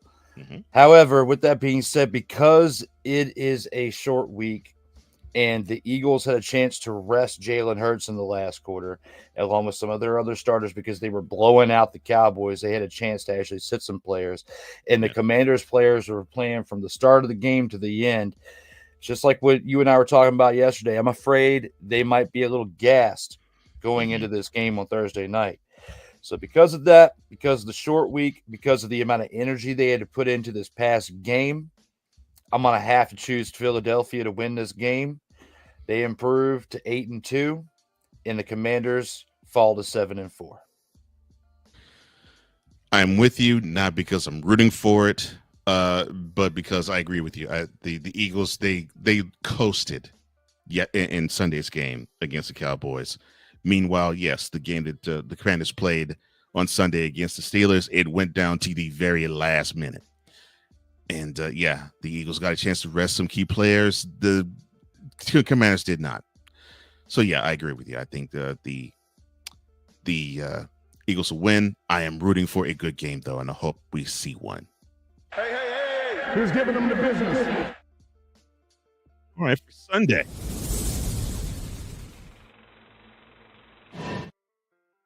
Thankfully, no overseas games. We'll start at Fox 1 p.m. kickoff. The Bears free falling at 4-5. They are hosting the Packers, who are coming off a bye. They are 6-3. Who do you have in this one? Packers are going to mollywop the Bears, considering how bad they've been playing on offense collectively, and they can't stop anything. They can't even stop a cold on defense. I'm giving it to the Packers decisively by 10 points or more. You said they couldn't stop a cold? No, they can't. It's terrible. They need to get smacked in the mouth. It's absolutely terrible. But yes, they can't stop a cold. Yes, you're going to lose this game. And considering the Packers seem to own the Bears to boot, yeah, I don't see it to be any other way. I think the Packers are going to win this one, and I think it'll be quite easily, I may add. Hey! Who's giving them the business? All right, CBS will have this 1 p.m. kick. The Conquering Heroes of Motown. They go back to Detroit, 8-1. They host the Jacksonville Jaguars at 2-8. How bad is this butt whooping going to be? So bad. The Detroit's going to improve to 9-1. I don't care if you have Mac and Shea in there at quarterback or somebody off the street who doesn't like Trevor Lawrence is going to be in there. This team is not winning this game against Detroit Lions. Lions improved to 9-1. Yeah. I see a repeat of what they did against the Titans 2 weeks ago, last Sunday, where they just got on a roll and they didn't stop until like the fourth quarter when you look up and they scored 52 on them. Yeah. Jaguars, beware, you're about to get run over. Hey! Who's giving them the business? All right, CBS will also have this 1 p.m. kick. Speaking of the Titans, 2-7, the Titans, they host the Minnesota Vikings at 7-2. I would have thought this was a slam dunk, but seeing how they played Sunday, the Vikings, I'm not so sure. Who do you have in this one? Like you said, the Vikings, the way they played this last week, it's a little concerning going into this type of game right here, especially with the way Tennessee was able to hang tough in their matchup as well. However, just still not sold on Will Levis, especially that being at the quarterback. I feel like Tennessee's in the competition for top 3 to top 5 overall pick in next year's draft. Vikings are nowhere close to that, and they want to continue to prove their dominance in the league this year, and especially with managing the game at the quarterback position. They will improve to 8-2, but I think it's going to be close. It's going to be 7 points or less. I agree. It's going to be a close, like Lee Corso would say, closer than the experts think. It will be. It will be close, but the Titans will fall, which will, of course, make me happy, but they'll fall, and the Vikings will improve to 8-2. Hey! Who's giving them the business? Another CBS 1 p.m. kick. This is the 2-6 at the moment. Miami Dolphins. This will be in South Beach. They are hosting the 2-7 Las Vegas Raiders. So I guess in the bowling shoe ugly game of the week, who do you have? Even though it's the bowling shoe ugly game of the week, this one was a little tough for me to figure out because both teams are just playing so bad, especially even though Tua's back. It's really not making that much of an impact, but I feel like it will in this game. Mm-hmm. The Raiders want Shedeur Sanders, and they're going to get closer towards getting Shedeur Sanders when they lose this game. I have them losing probably about 10 points or less, not much more than that, but pretty close to double digits with that. But have the Raiders falling to 2-8, and the Dolphins improving to 3-6. Oh my gosh. Did my partner say that the Raiders are in the Shadur Sanders sweepstakes? Okay. I think they might be because I don't see them beating the Dolphins in South Beach either. Yeah. And yes, and Tua looks like he's improving. Although I wish he wasn't on the field. So yeah, he'll make a difference in this game for sure. Hey, who's giving them the business? All right, we have a Fox 1 p.m. kick between the now winning New England Patriots, although they're 3-7. They're hosting the currently right now, as of this recording, 4-4 Los Angeles Rams. They probably will be 5-4 when they play. Who do you have in this one? This was a pretty interesting one to go back and forth on when I was looking at the slate earlier today, because both teams are pretty close in record. The Rams, however, are better, in my opinion, than the record that they are showing. The Patriots are not better than the Rams. And for that being said, LA gets the win on the road. They will improve to 5-4. They'll be one game over 500, and the Patriots will continue to lose. I look at the Rams as a team that I think they're starting to get it together. I think their cohesive units are starting to actually coalesce. Offensively, they're starting to get it. Defensively, I think they now have their identity, and I think now it's starting. This inertia is starting to happen. The Patriots, they can only be happy about Drake May actually being a possible future pick. I should say piece in their coffers. Unfortunately, they have very little else, and we'll see that continue this coming Sunday. Hey, who's giving them the business? All right, another Fox 1 p.m. kick. Another 3-7 team, the New Orleans Saints, and another 3-7 hosting. They host the coming off a bye 2-7 Cleveland Browns. Who do you have in this one, sir? With this one, I would say it's such a bad team against another very bad team. I'm going to go with the Saints in this one just because they did pull it out this past week. It looks like they've got a little bit, a breath of fresh air of life into themselves, with how they got this past win. I feel like they're going to improve to 4-7. The Cleveland Browns will fall to 2-8, and that's what I have for this game. I want to roll with that, but I just get the feeling that the Saints will find a way to lose this game. I don't know why. I just have that feeling. And I'm just envisioning that somehow I would be thrown at the fact that the Browns will actually pull out a game that they shouldn't. Not saying that I'm rooting for it. I'm just saying that I just see that. But I would not be surprised if the Saints won, obviously. But for some reason, I just see this not going the way it should. But who knows, though? But this game will probably be extremely ugly anyway, though. Hey, who's giving them the business? All right, CBS 1 p.m. kick. Another 3-17 hosting. This one is the New York Jets. They'll be hosting the 4-6 Indianapolis Colts. Who do you have in this game at the Meadowlands? I want to sit here and throw shade at Aaron Charles Rodgers, but I don't think that that's going to be necessary for this one. I have a feeling that the Colts, with their mismanagement in certain ways of the team, Steichen has been dropping the ball in certain areas. Anthony Richardson has been dropping the ball. The fact they've had Joe Flacco in there at quarterback, they don't know what they're doing with that position right now. And against a Jets team that, yeah, they've had miscues, and especially with what Rodgers is doing over there at the quarterback position, I feel like against a Colts team like this, and especially at home, this is like your last gasp. If you lose this game, you're 1,000%, in my opinion, not going to make a run at the playoffs this year. You're not even going to make it. If you're going to have any shot at winning the remainder of this year, or getting anywhere close, you have to start that winning streak here. It has to happen now. And I don't think that's going to happen as far as the streak for them to get to the playoffs, but I feel like they make it interesting and they win this game at home.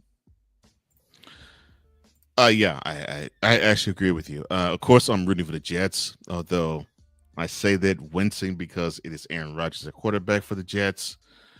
But the fact that the Colts are in the same division as the Texans, I got to root for them. But analyst hat on, I do get the feeling that the Jets will probably feel a little more comfortable executing the way they did. I see them playing the similar type of game they did against the Texans here on Sunday against the Colts. And we don't know what to make of them offensively for the Colts. I think that will hurt them in another game. It's hurt them against the Vikings. It hurt them this past Sunday against the Bills. It will hurt them again on Sunday against the Jets. Hey. Who's giving them the business? All right. Probably the main 1 p.m. kickoff game. This will be on CBS. This will be for the AFC North lead. The Pittsburgh Steelers at 7-2 will host in the former catch-up bottle the Baltimore Ravens at 7-3. Who do you have in this one? Either this game or the Bills and Chiefs will be our game of the week next week, I feel like, when we're reviewing this week. And for that, this is going to be a very, very close matchup. It's going to be decided by either 7 points or less, very similar to what I called the Steelers and Commanders game to be for this past week, because this is a divisional matchup. I feel like, see, it's tough. Because of what the Steelers did against the Commanders, I want to say, because this is going to be in Pittsburgh, I want to say it impressed me enough to where they're going to win. But something about this Ravens team, they keep finding ways to win these games, especially ones that I feel like they're going to lose. If they can get King Henry running, and it's going to be tough against the Steelers defensive line, but if they can get 75 plus yards out of King Henry, they win this game. And that's what I feel like is going to happen. It's going to be by maybe a field goal or even less, but the Ravens pull this game out and to prove that they are the dominant team of the AFC this year. I like your number 75. I think that's a really good number because it's hard to get 100 yards on the ground against the Steelers because their defense front is just rough. But I do say that Henry needs to touch the ball at least 20 times. Now, they did get away with him not touching 20, and they won in their previous game last week against the Bengals. But I think they have what it takes to beat the Steelers, and they have the one ingredient that it would take to beat them, which is diversity on offense. The Steelers don't provide enough of that offensively on their own, where I think they can have the advantage over the defense of at least the secondary of the Ravens. I think in turn, you have King Henry who can run. You even have Lamar who can run too. And if they can protect Lamar, he can do damage in the pocket too. So with that, a little bit of an advantage, I actually give this to the Ravens. I will not be surprised if the Steelers win it. But I think the Ravens are overall the better team, and I think we'll see it Sunday. Hey. Who's giving them the business? All right, to the lone 4:05 p.m. kick. This will be on Fox in the mountains. It will be the 5-5 Denver Broncos, who have taken it on chin the last 2 weeks. They will be hosted the 6-4 Falcons. Who do you have in this one, sir? This one's tough because the way the Broncos have been playing at this point, as well as, I don't also want to say that they're going to upset them, and then the Falcons take a consecutive loss because that would definitely hurt their chances in their divisional run at this point if the Bucs won and then they lost and so on and so forth. But and you know what?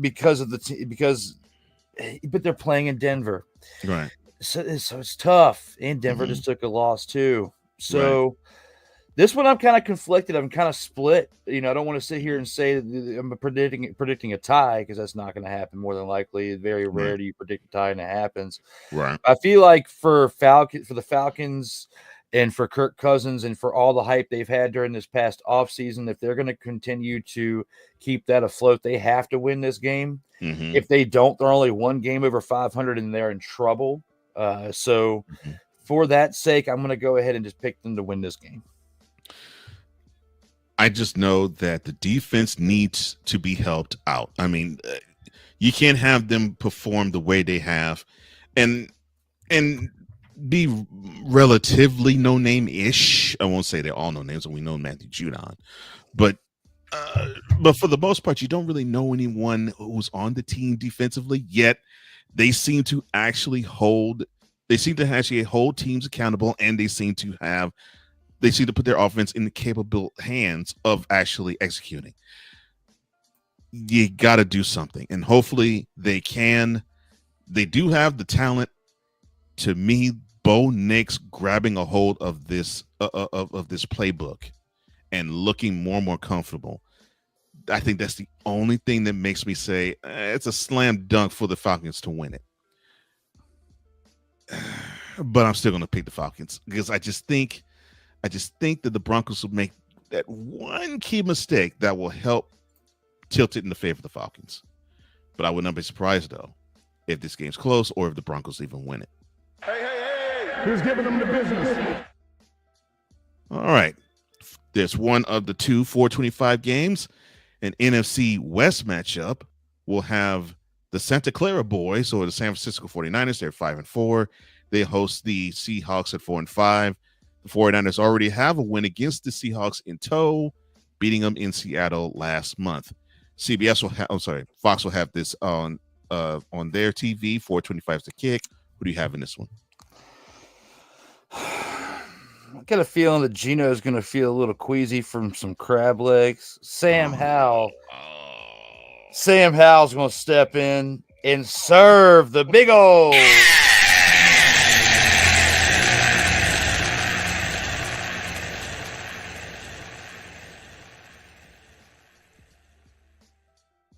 The San Francisco 49ers. Why? And I believe. Why do you have to go the crab leg route? I believe in this wholeheartedly. You know you do too. That was a lie. Unfortunately, for the bandwagoner fans, everybody else who get too excited, I'm picking the 49ers to win this game. Yeah, unfortunately, the Seahawks, they're not playing together. For some reason, I think after their win in Atlanta, when they went to Detroit, for some reason they seem to lose their way a bit, and they have not gathered it back together to the point where before they went on their bye, they just looked out of sync at home against the Rams, which is strange to say. A Seahawks team looked out of sync at home. But they looked out of sync, but they forced an overtime issue. But they decided to not kick a field goal. They decided to go for it. They missed, and then the defense allowed an easy drive for the Rams to go all the way down the field for a touchdown to end it. And they just seem out of sorts. Now, meanwhile, the 49ers, who they haven't really looked cohesive either, they have a little more talent, and I think they will beat the Seahawks. And it might not be pretty. I'm not gonna say it's a rout, but I think the game might not be pretty. But I think the Seahawks don't really stand much of a chance. Hey, who's giving them the business? And here is, to me, I think the game of the week. CBS will have this kick at 425. You have the Kansas City Chiefs, who are undefeated at 9-0. They will be traveling to Western New York to play the Bills at 8-2. Who do you have in this one, sir? I've predicted a couple different ways the Chiefs are going to lose the games this year, and I've been wrong on multiple occasions. However, I feel like this time I'm going to be right because the Bills have been gearing up for this game right here. Yeah. They have one loss this year, and two losses. But they are playing like a team that should be 9-0, 10-0 right now because the way their defense is clicking on all cylinders, the way their offense has been clicking on all cylinders, even without Stephon Diggs, and even more so since Amari Cooper came in. like we talked about earlier in the show. Mhm. It's what we talked about for several weeks. Josh Allen didn't have an interception until week 8. Right. Okay.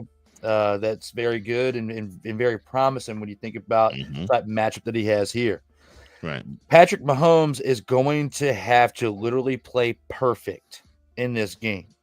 No incompletions, no turnovers, no mismanagement at all in order to win this game.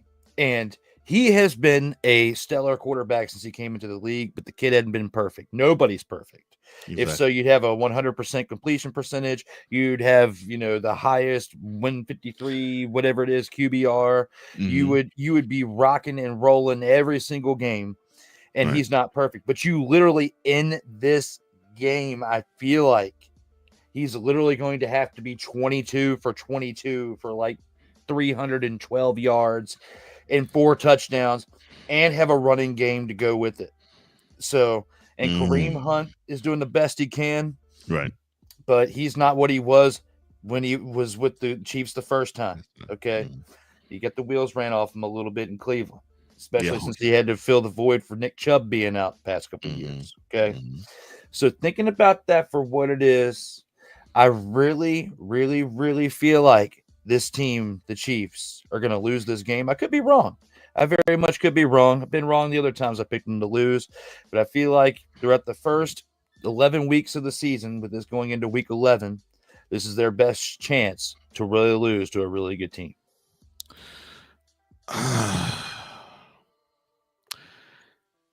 It depends on when the Bills play the Chiefs, and I say it this way: these two teams match up very well against the other, and for and for this to not really be a rivalry of sorts, it's amazing how they are competitive games that they play. If this game was in January, I would probably pick the Chiefs until the Bills just prove that they can beat them in January. But since this is November, and if it was December, I would say the same. The Chiefs will get their first loss in Western New York. I haven't picked against them yet. I will now. I'd see the Bills. I think they'll play probably one of the best games this season, and I think they will force Mahomes to play one of the worst. And you mentioned why I believe that. Mahomes having to throw for about 300 yards and to have the running game to go with it. I'm seeing one of the two possibly happening. And if it's only one that shines over the other, the Bills have this game. So that's how I see it. I think the Bills will take this game and give the Chiefs their first loss on the season. Hey. Who's giving them the business? All right, the Sunday night game, which, yeah, it's like a type of matchup. Cincinnati Bengals, they're 4-6. They travel all the way to LA and they play the Chargers at 6-3. NBC will take that kickoff at opening kickoff. I'm sorry, will be at 8:20. NBC will carry the coverage of it. Who do you have in this one? I think this is going to surprise you a little bit. I think this game is going to be a little closer than what you expect because the Bengals are a better team than what their record demonstrates, and the Chargers are a better team than what they were last year. They're kind of balanced out to where I think maybe the Bengals might have a little bit more talent, but they're not coached that great, like you were saying with Zach, with old Zach. Okay, now when you look at the other side, the Chargers probably collectively don't have as much talent as the Bengals because the Bengals were just in the Super Bowl a few years ago. Correct. All right, but they have the leadership that the Bengals need. Yes, So it kind of balances itself out a little bit. So with that being said, I feel like this game is going to surprise you as far as it's going to be close. It's going to be competitive.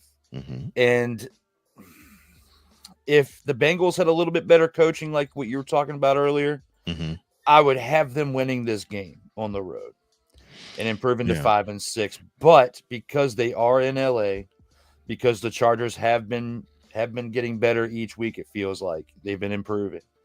If Herbert does what he continues to do and continues to manage the game well, no turnovers, they can get their running game going, even if it takes both, Edwards and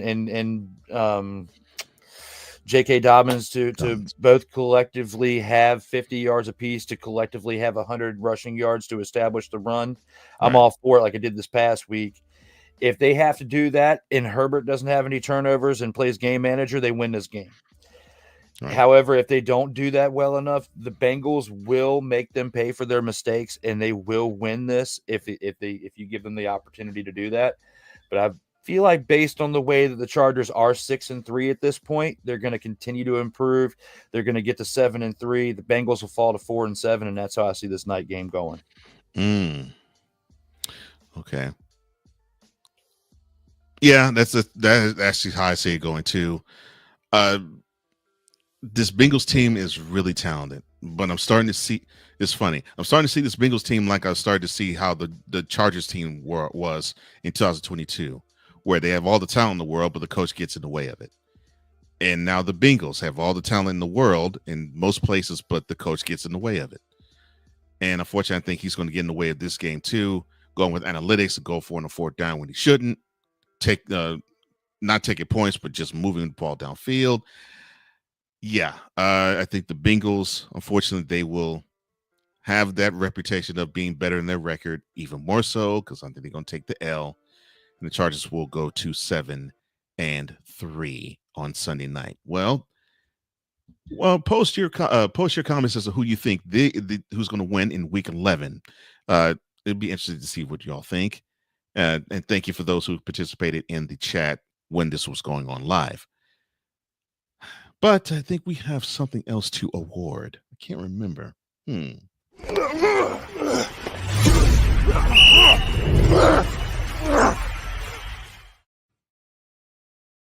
Total Football Talk.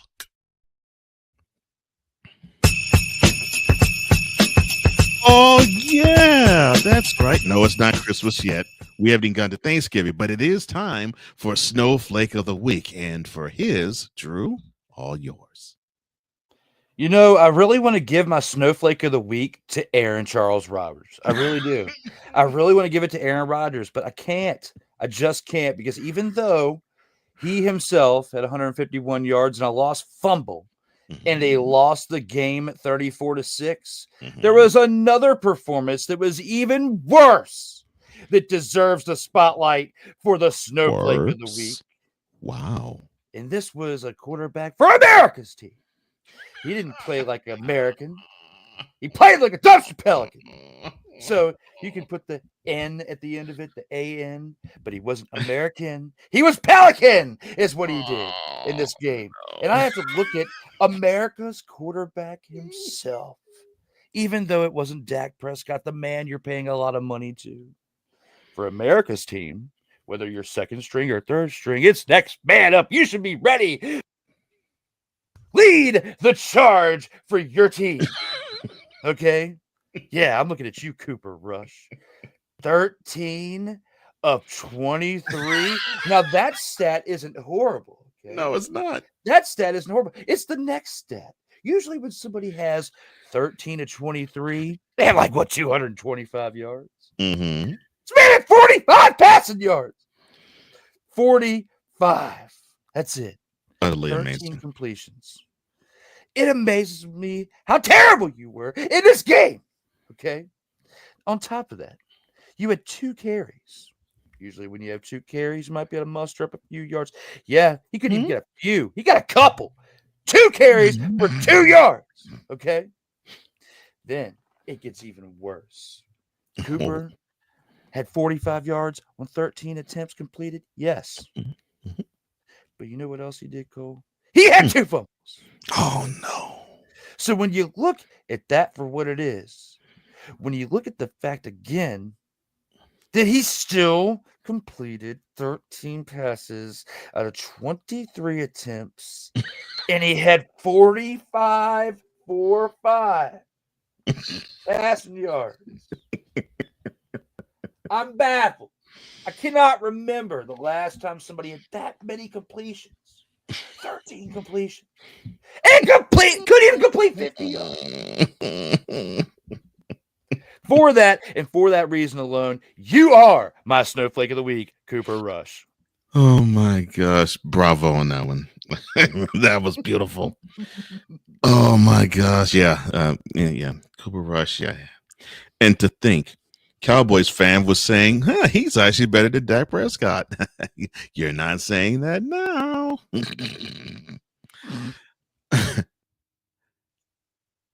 Okay. I mean, I could think of many different reasons. Look, I could go with the Bears offensive line. You should not allow 9 sacks on any defensive front, but you allowed it to the Patriots defensive front. But I can't talk because the Texans allowed 8 uh, last Thursday against the Jets. Let me see. I could, but I'm not going to go there. I could be petty and award anything of this nature to the Titans. I'm not going to. I could award it to Will Lutz for getting the game winning field goal blocked from 35 yards. I came close, but I have to pick Mac Jones. Yes, the backup quarterback of the Jacksonville Jaguars. And I'm doing it not because of 14 to 22, not because of 111 yards, not because of 5 carries or 8 yards and a touchdown, not because of the lost fumble, and not because of one of those interceptions that he threw. It's for the other interception he threw.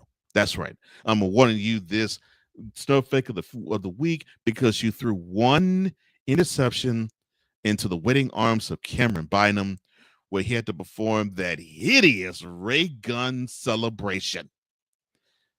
The sad part is he actually looked better. He actually looked better than Ray Gun when he was performing in the end zone. How dare you throw a pass so bad that you had us harken back to one of the most ignominious moments in the Olympics history that took place only 2 months ago.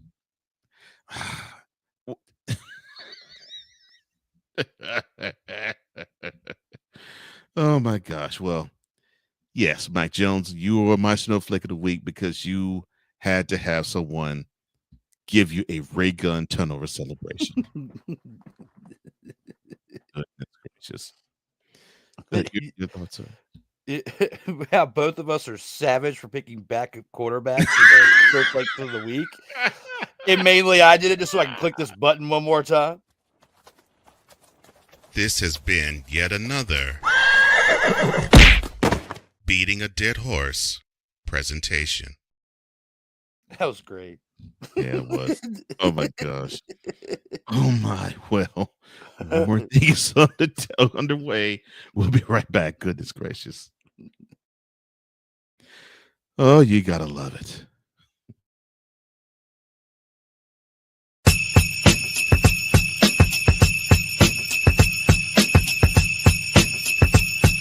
Later, the post game. But coming up next, the 2-minute drill. This is Total Football Talk. Comey Media Incorporated. Creating. And we're back because we're at the end of the show anyway. Really? Yeah. Let's wrap this thing up. Really? Okay. All right. As long as it's one. Well, as you can see, you have a grumpy person who wants to control things. We're at the post game. And this is where we give our final thoughts for the week. And for Drew's thoughts, I will turn the floor over to him.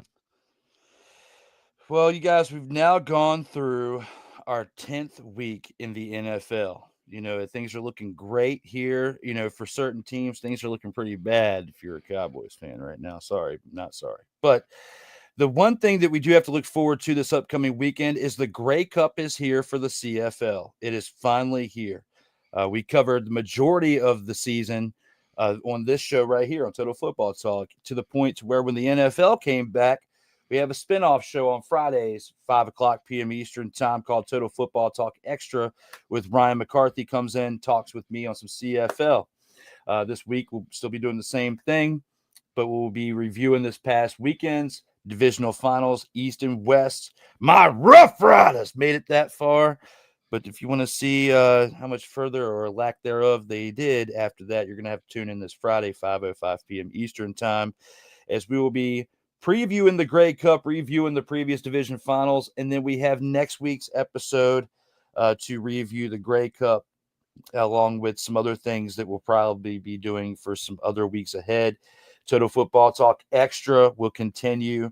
I just wanted to make sure I got that announcement out there. I did discuss this with Ryan this past Friday, but there are some creative things that I have, especially reviewing the Monday night NFL game, since we don't really get an opportunity to do that on Total Football Talk here because of the timing in which we record this show.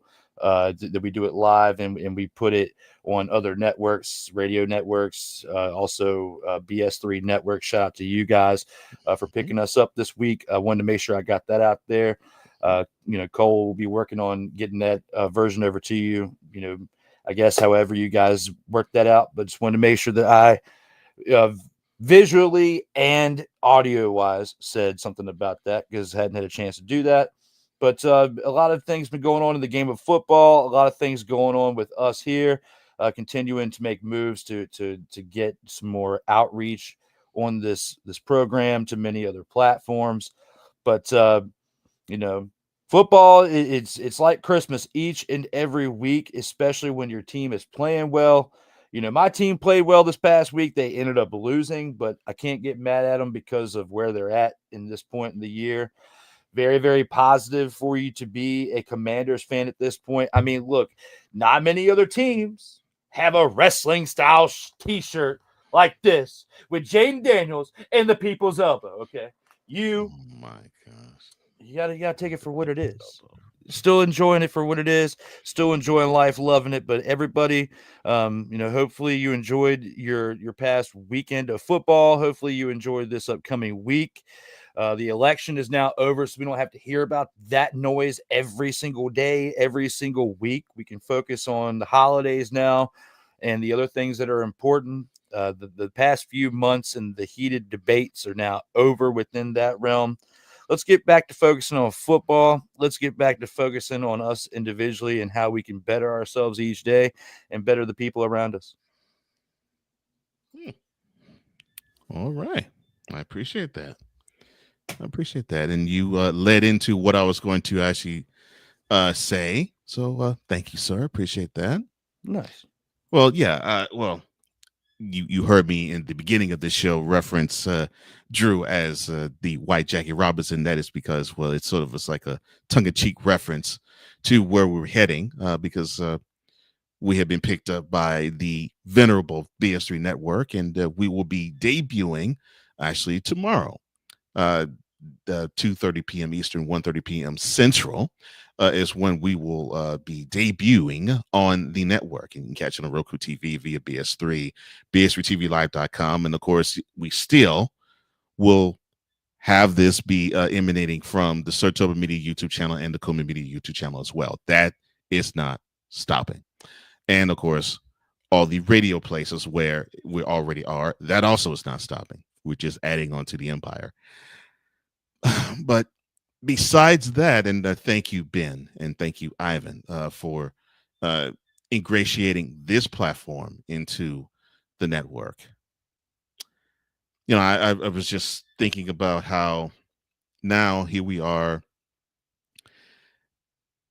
We are now in the 11th week of the season, and November is a real strange time in terms of NFL coverage and NFL happenings, because normally you start to see the wheat getting separated from the chaff, and you're not quite ready for the home stretch yet. That normally now takes place like a little bit before Christmas, maybe like the 2 weeks before then.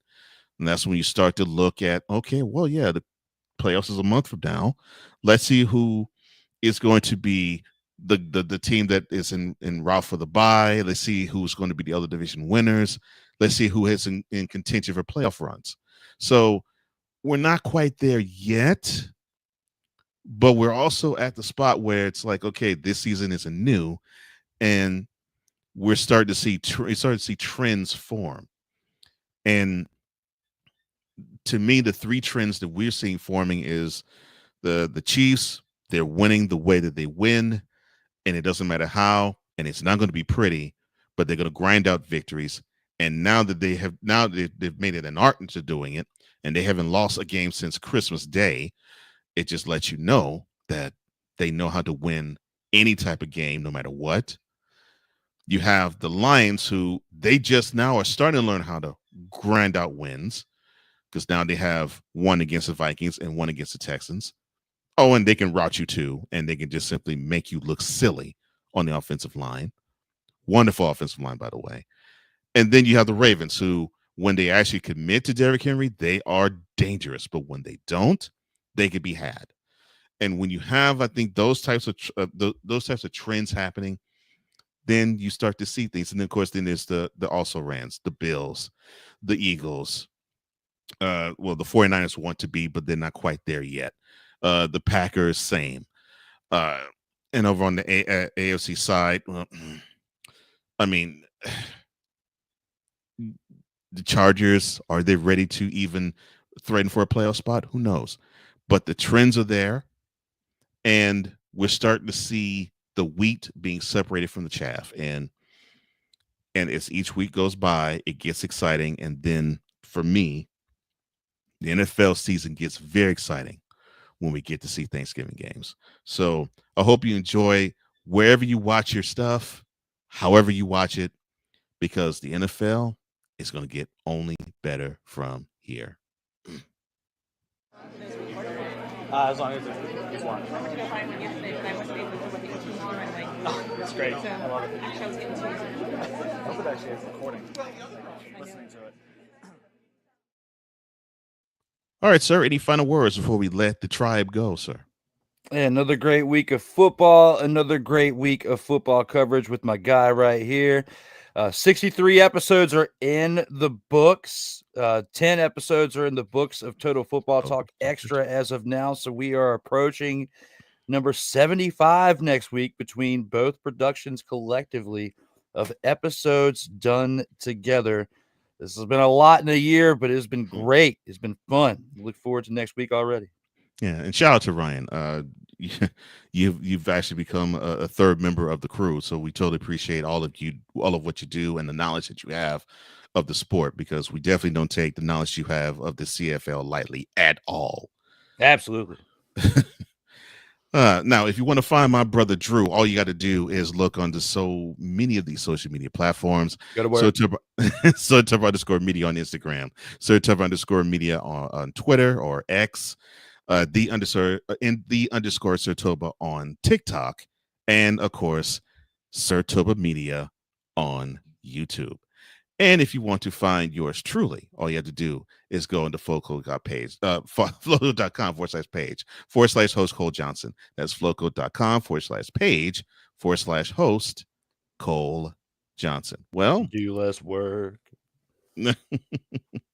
That is all the time we have. We are so thankful that you have been on the ride with us. Thank you for liking, thank you for sharing, thank you for subscribing, and thank you for hitting that notification bell so you can catch anything and everything that comes from the Surturbo Media YouTube channel or the Coleman Media YouTube channel. We appreciate you. We love you. For Drew Willingham, I'm Cole Johnson, here to say in parting, as we always do, in life, just like a tackle, keep your head up. And as always, remember, you got to play until the whistle blows. And as always, stay safe out here in these streets.